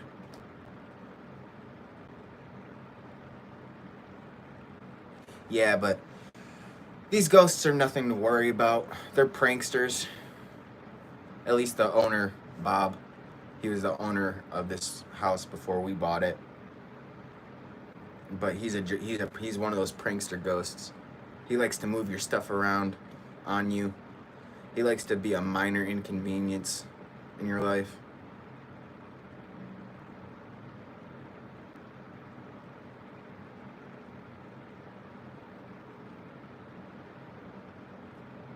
Like, you'll tell him not to do something, and he'll stop, and then like 10 minutes later, he'll start doing it again.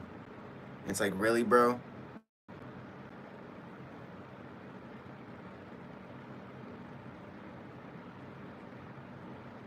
Nah, nope. Yeah. Listen, we're not talking like exorcism type ghosts, okay? Them spirits, you want to stay away from that for sure. You don't want to get possessed, but not all spirits, not all ghosts are bad or scary. And we just happen to have a ghost that's a prankster. He likes to mess around with you. He likes to annoy you. Like, if I put a pencil down on the table right now and like I step out of the room, I could come back and that pencil could be laying on the bed. And then I leave again, come back, and now the pencil is freaking in the crib. And then I look away, it's back on the desk. It's that kind of messing with.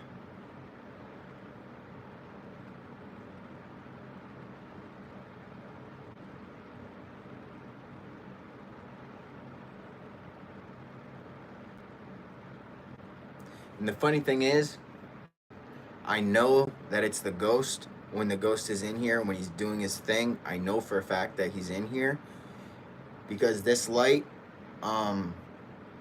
up here, let me see if I can show you. There's no bulb in this light. And this light has not worked for years. Like, okay, you can see that light right there. That's the main light. And then you see how there's that light over there. That one has a dead bulb that has never gotten changed. But this one right here, there's no bulb in that. There's not been a bulb in that for the last 10 years. I've been in this house since 2014. There's never been a bulb in there. But every now and again, that flickers on and off. And that's usually when the paranormal stuff happens. Like, shit gets misplaced and moved around and things like that. When that starts to flicker, that's how I know that Bob's here. And I know that he's on his little prankster kick.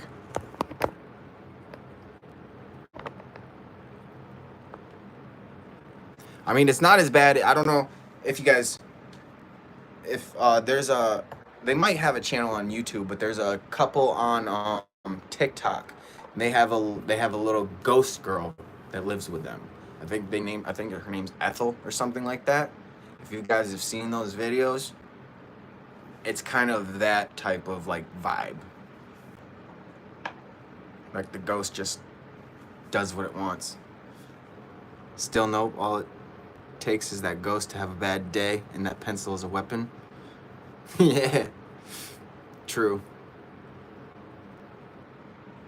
But I mean, that's kind of the risk you got to take.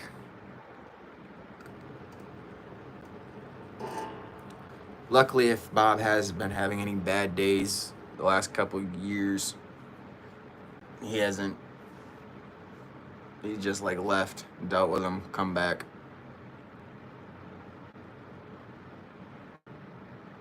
Nope, because why, he's still here? Yeah, right. Go towards the light. The light's too bright, trying to sleep.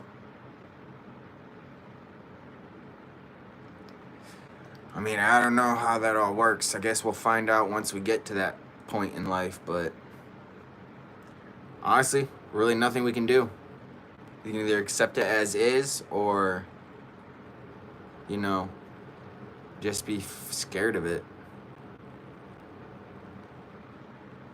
I think it's more because of the movies and stuff, putting the ideas in our heads. I think that's why people are so afraid of like ghosts and stuff. or at the very least, even if they're not scared, they just don't want to like be ever put in that situation to feel like they might potentially be dealing with a ghost or a spirit or something. I think that's due to all the movies and books that they've created.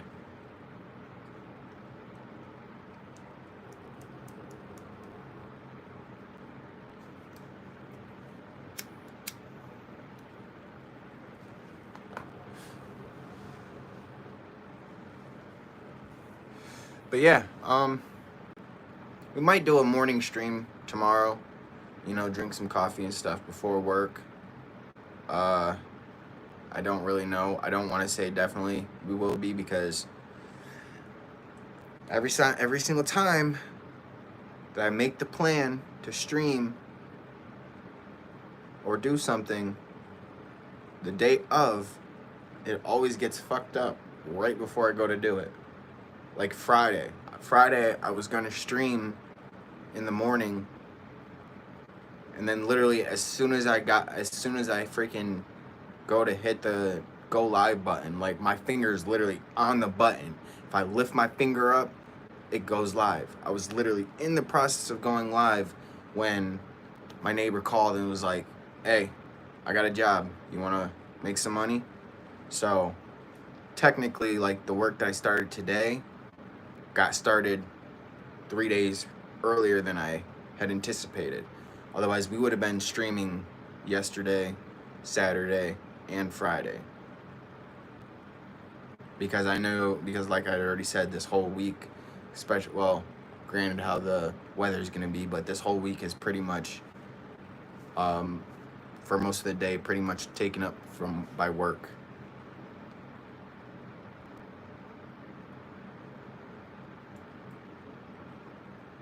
If you're ever stuck, you'll hunt the government officials and be on their meetings, and then get the message to the public, like, hey, they're getting ready to screw you all over again. That'd be interesting.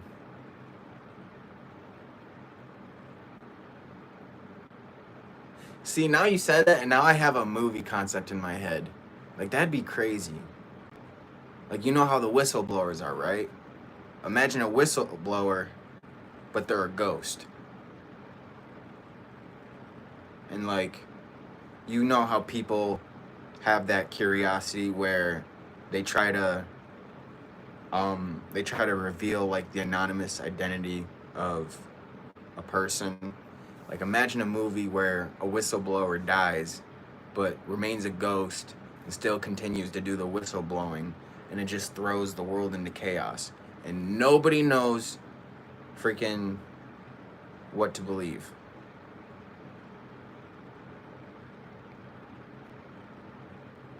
And it's like the ghost whistleblower is, throughout the whole movie, is just trying to bring up the evidence that they know about, but because they're not physically there to like just thrust the paper in your face or whatever, they got to get creative with it.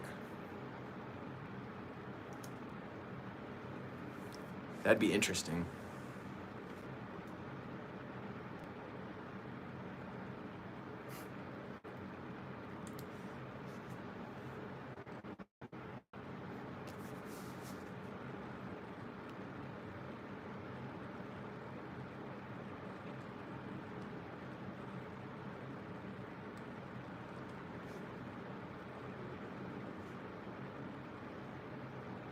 Yeah. Yeah.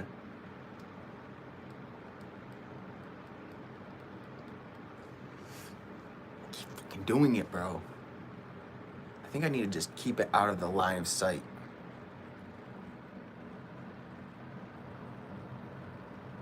Fuck it. I don't want to be staring at a crib. I've been wanting to take that shit down, just so I have more room to move around. Because it's important to stay active when you're sitting on your ass all day. Although I don't sit on my ass all day. For the most part, I'm productive. Maybe a little too productive, because my body is catching up. is screaming, no, no, no. But my brain says, yes, yes, yes. Keep going.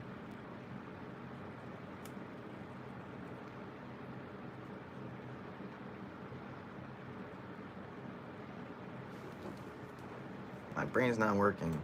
Okay, 60 minutes is an hour. 120 minutes is 2 hours. Are we already at 3 hours? Holy shit.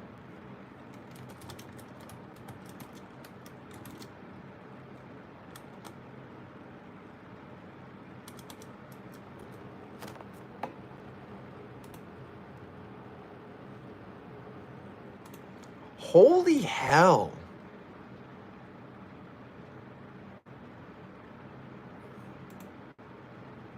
Guys, I don't know if you realize this, because I just did.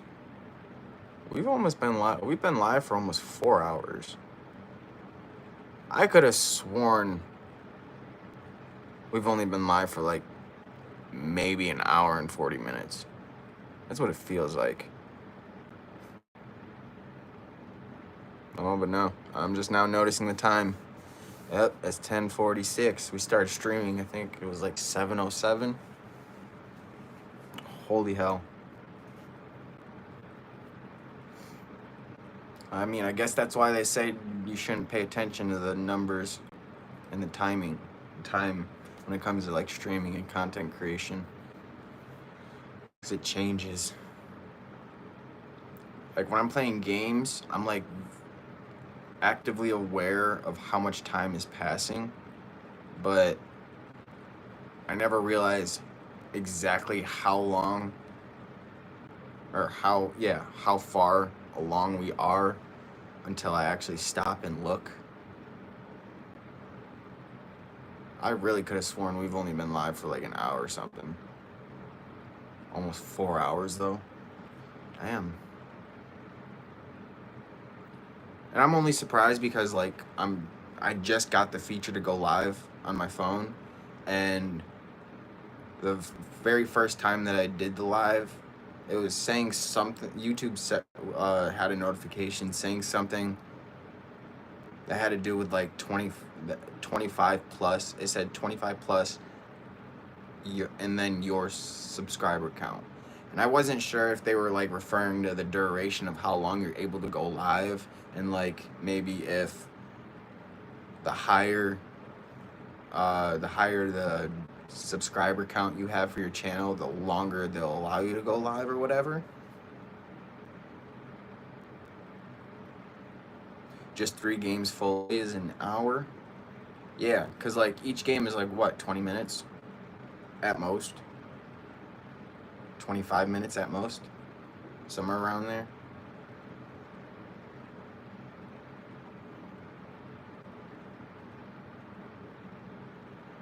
Playing games back to back to back, hours easily pass by.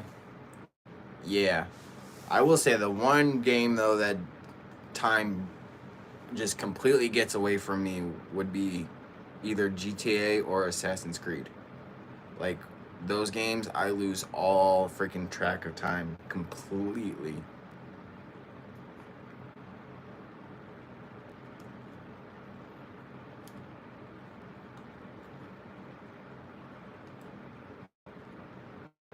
With games like Call of Duty and stuff, like I always keep it in the back of my mind. I'm like, all right, I've already been playing this game for an hour. But I think that's also due because of the fact that my motivation like varies depending on the game I'm playing. Walking Dead. Is The Walking Dead one of the like the storyboard type games where you pretty much choose?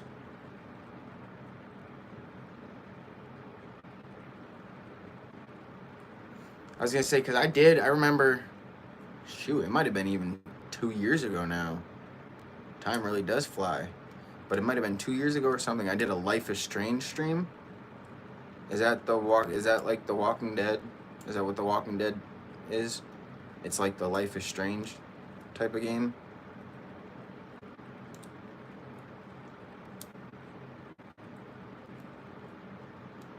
Yeah, choose the next section. Okay. Shoot. If you guys are down for it, we'll do the Walking Dead series. We'll play all the games. I don't know how many games there are, but we'll do it. I need to branch out anyway. I mean, I am a pretty much a BR gamer, but I enjoy other games as long as they hold up, like with their storylines and like the whole concept of the game.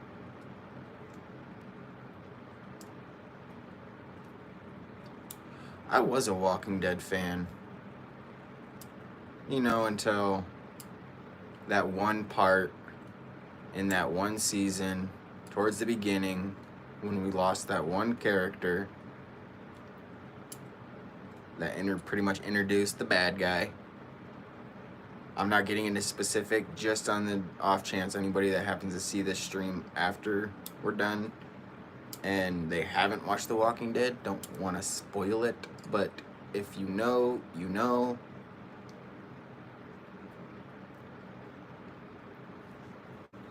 And what's interesting, I could have been on The Walking Dead. I mean, granted, I probably would have been a zombie extra, but I could have done it. They had the auditions for the show up here in New York, and I'm literally 45 minutes away from where they had the auditions. You stopped for a few years because of that scene? You was crying ugly tears? Yeah. I pretty much stopped watching the show after that, like a couple episodes after that. And then the show being on TV, every now and again I would catch another episode, but it was pretty much like jumping different seasons. So, and then of course, if you don't already know, a lot of shows, you can pretty much watch an entire show through YouTube Shorts. You could pretty much watch an entire show and be caught up on almost every little detail from YouTube Shorts.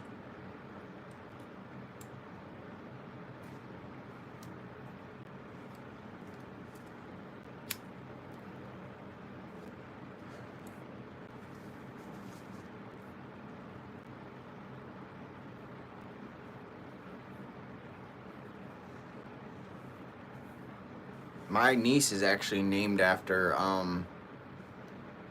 his love interest.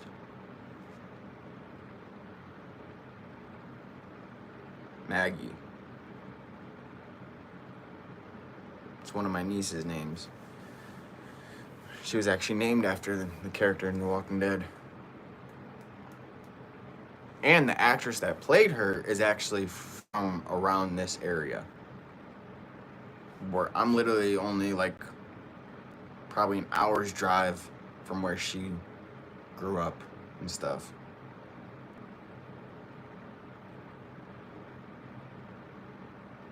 Yeah. Sure, you can tell because my niece was named after it. Maggie was my sister's favorite character too.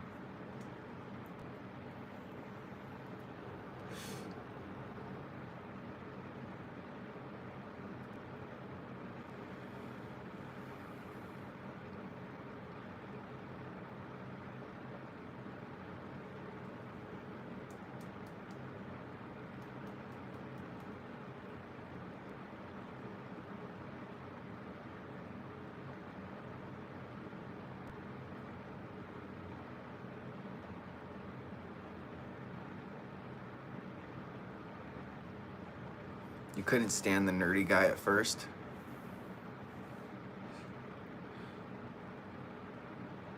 And then he grew on you? And you're like, okay, this guy's tolerable.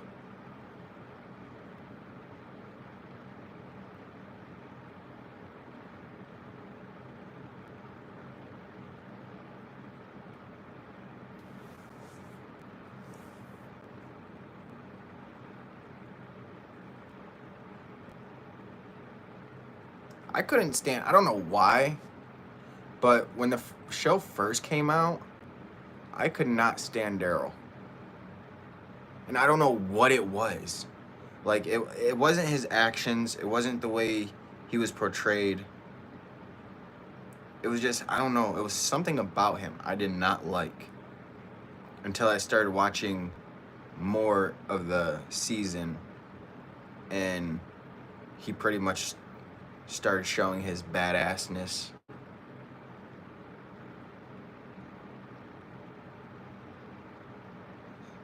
Yeah, later on in the season, he was such a wimp. And we sided with the bad guy. Yeah. Yeah, Daryl is my favorite character. But there was just something about him in the beginning that I did not like. And I don't know what it was.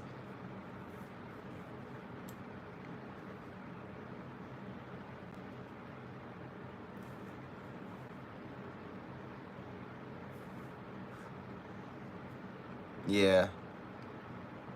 That might have been one of the reasons I liked him. I also think just because of, like, how he lived.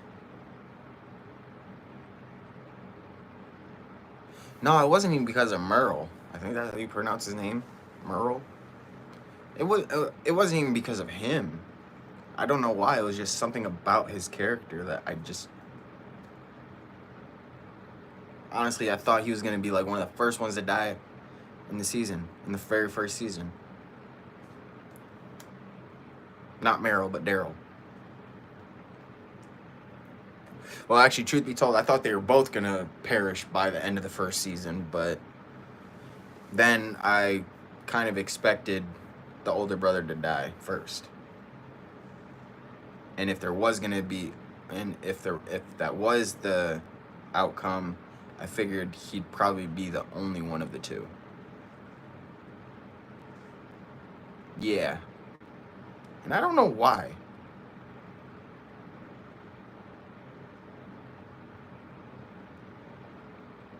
Right. Because you know what's funny? Daryl isn't even in the comics. They literally created Daryl's character for the show. For the live action. So Norman Reedus actually, his character wasn't technically supposed to be in the show.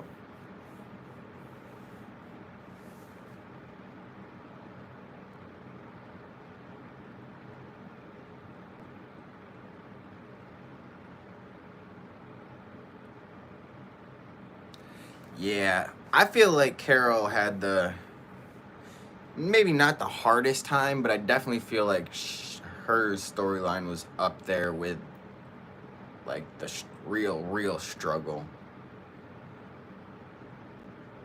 The King was just goofy to you? Oh yeah, the King was goofy as fuck.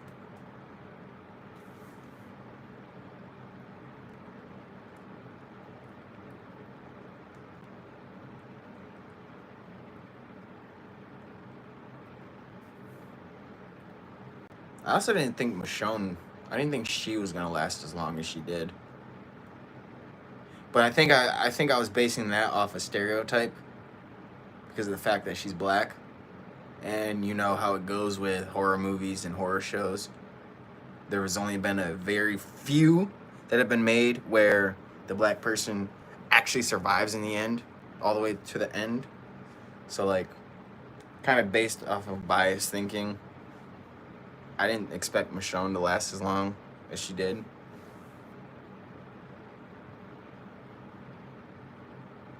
Yeah, she's a badass. I think that's what made me change my mind.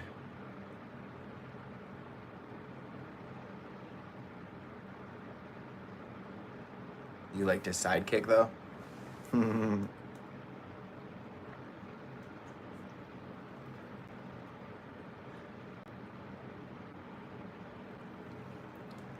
I do feel like they should have given Shane a little bit more screen time. Like, I feel like they should not have killed him off so early in this first season. Like, I feel like he could have had a crazy arc.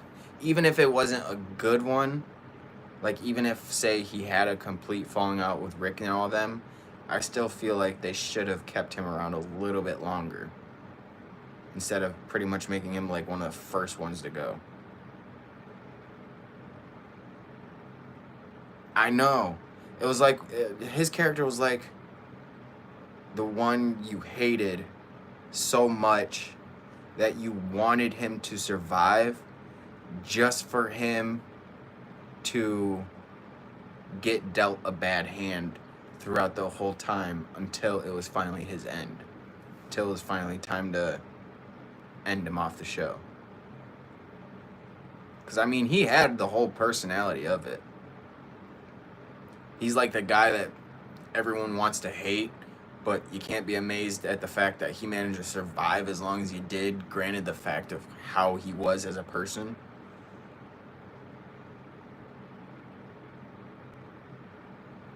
Him and old girl, he wasn't tripping when they died.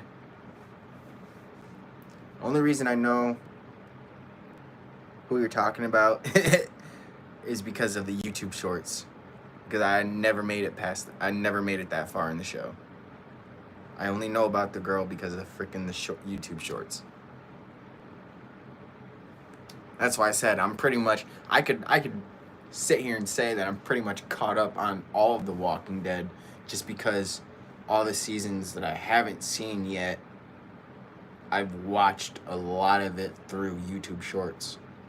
And not even me actively looking for them, they just get recommended to me.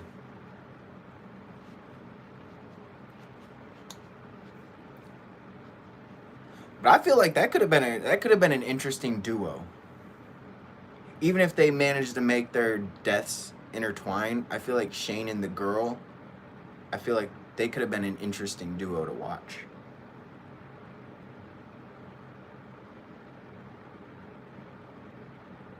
The Whisperers freak you out. See, I think if there really was a zombie apocalypse, I feel like we would run into like the Whisperer types of people long before we would actually run into zombies. Right. Because, I mean, granted now, you got cannibals, you got murderers, people that just like to kill for fun and shit. So it's like, not too far-fetched of an idea that if the zombie apocalypse were real, we would probably run into those insane people before we actually run into like a horde of zombies.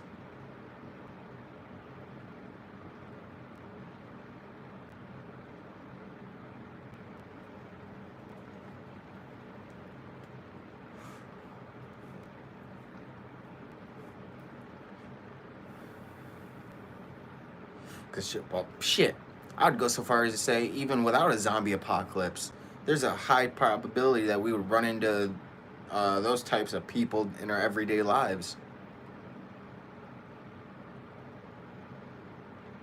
And that's how bad the world is right now. I wouldn't doubt it if we got some people trying to recreate the freaking Walking Dead in reality.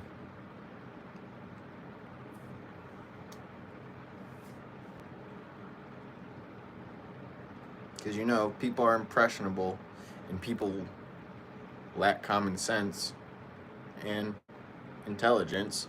So you already know there's probably people out there trying to fucking create a virus just to start the zombie apocalypse because they want to be in The Walking Dead so bad. Right? Go to kill a zombie and that motherfucker dodge your machete. Fucking comes back at you with an uppercut or a nasty left hook. And it's like, yo, what the fuck? Did this zombie just punch me? Then we get, because then we'd be getting into freaking like I Am Legend and World War Z type zombies, like ones that still have like an active brain function.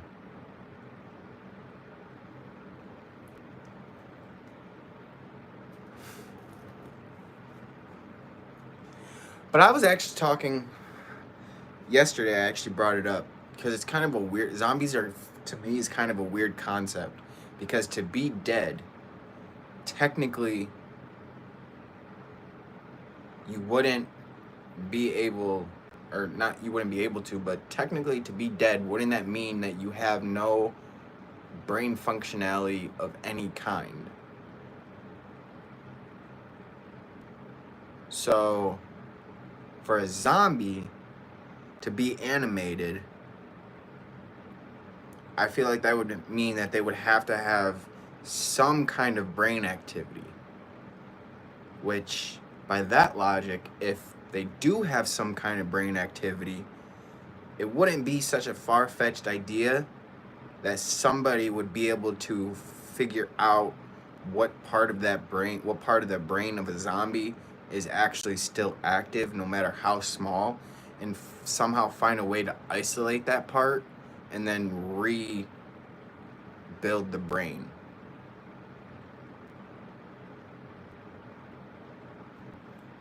You like Z Nation? Murphy had you cracking up the entire time? Right.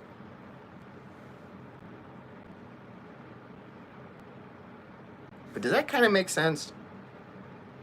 Like, they're undead because they're moving, they're animated, but at the same time, I feel like they have to have like some kind of brain activity in order to be animated. Or overrun with virus. Yeah.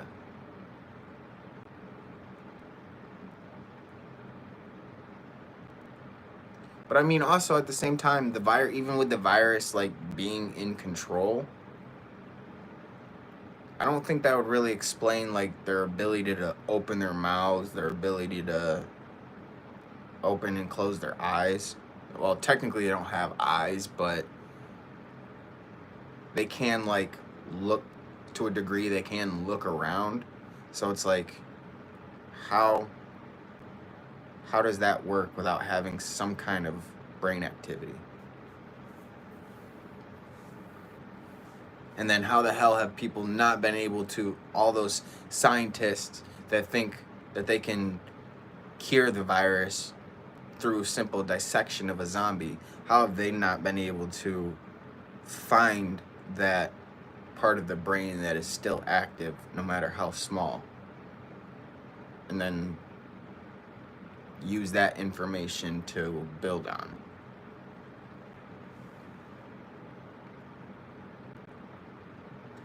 Them crazy ones in Z Nation did?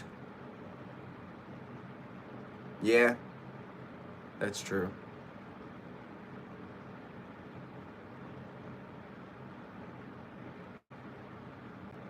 Yeah, see, with the way zombies are portrayed by different people, that's kind of what confuses me about the whole zombie thing. Like vampires, that's pretty set in stone. They're creatures of the night. They drink blood to survive. But other than that, they're pretty much like humans, just on a more supernatural scale. Werewolves, pretty much the same thing. They transform into a beast during a certain time, or they're pretty much human the rest of the time.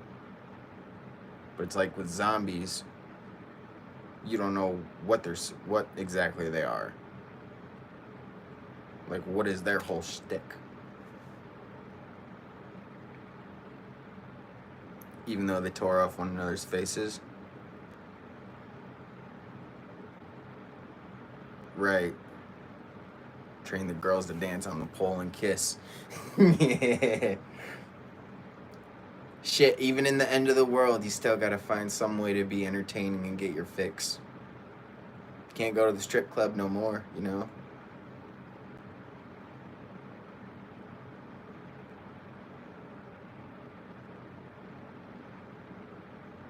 Lucy, being Murphy's kid, could communicate with them. Right. Call him Dr. Doolittle for zombies.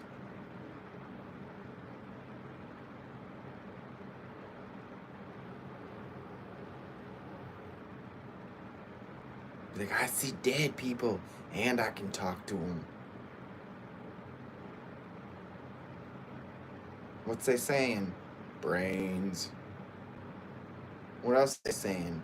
Nothing, just brains.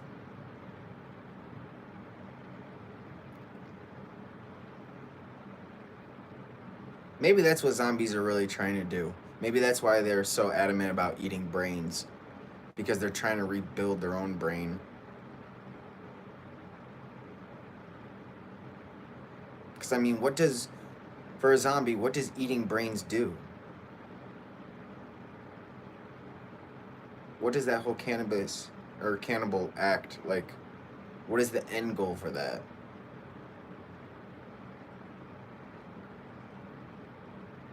Is it just to, like, destroy?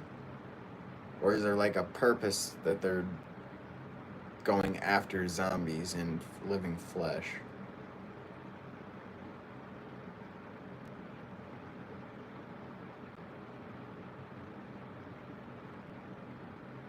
You kind of hate how the show ended? Her dying, trying to bite her dad to save his life? Yep.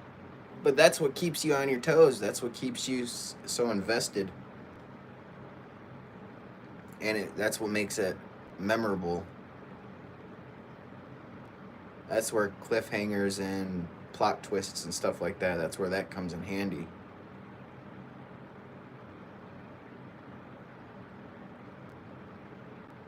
That motherfucker don't drown. Right.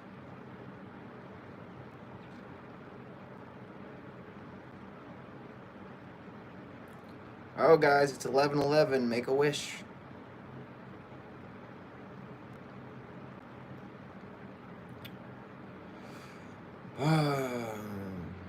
Alrighty, though. I hope you guys have a great night. And if I don't see you tomorrow, I hope you guys have a great day tomorrow. But I think I'll end stream here. Gotta go find something to eat. I still haven't eaten yet today. It's probably part of why I'm so sleepy. Wait. Alright.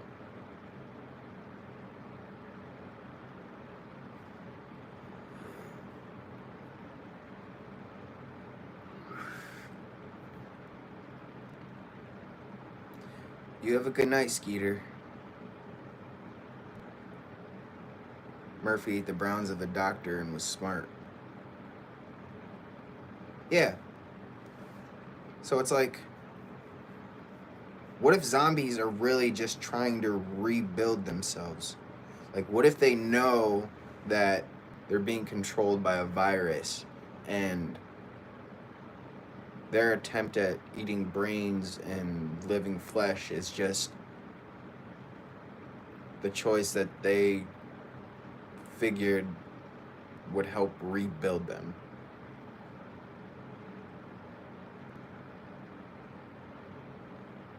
But only him, though. Yeah. Yeah, I never liked that idea. I never liked that concept. Like, one person being special like that.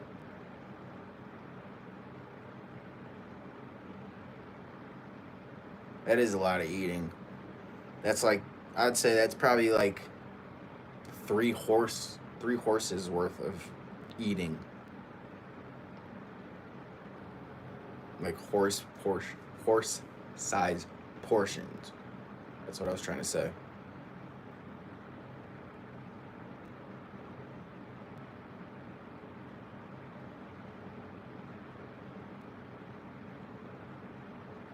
Yeah, he wasn't trying to be.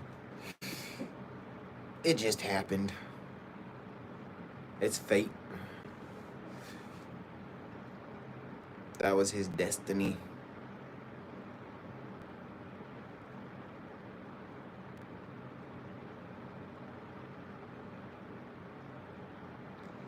But yeah, alright. You have a good night. Hope the kiddos have a good night and a good day tomorrow. I know your oldest said that she's enjoying the summer break.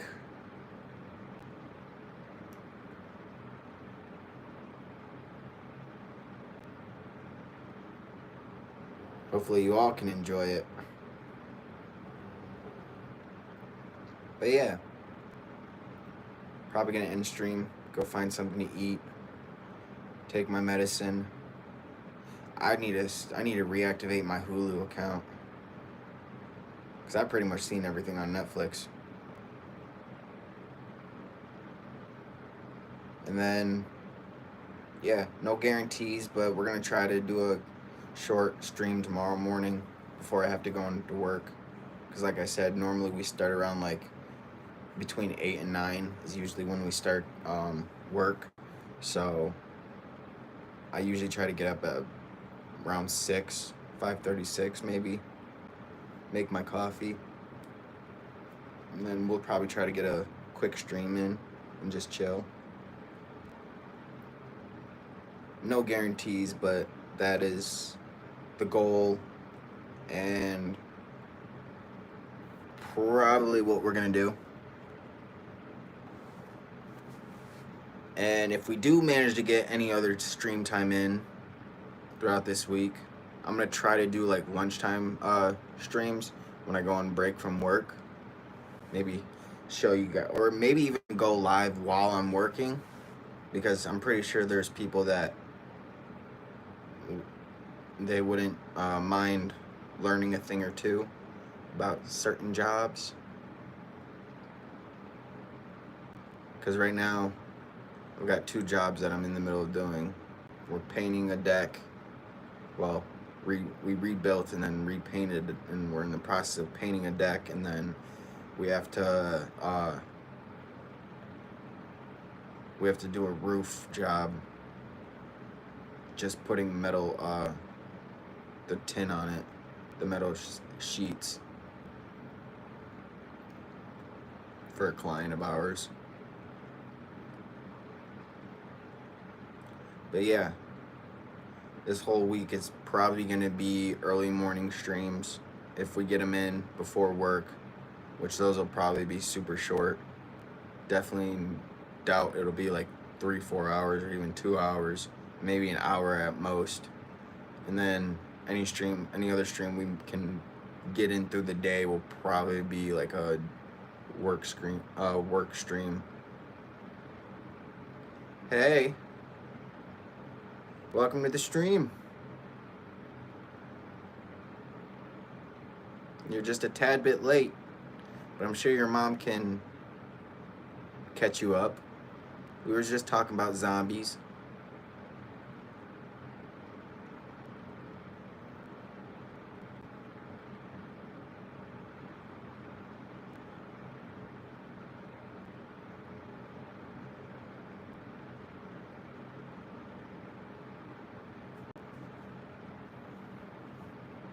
Yeah. Well, I'm glad you came in just to say hi. I appreciate it.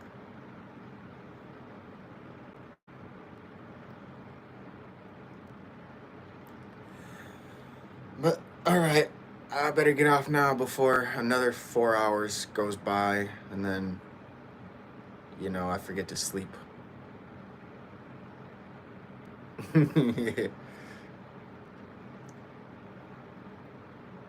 You guys have a great rest of your night. And if I don't see you guys tomorrow, have a great day. Make sure to do something fun. We'll see you later. But yeah, make sure you guys do something fun. Enjoy summer. And yeah, I guess other than that, I'll catch you guys in the next one. Peace.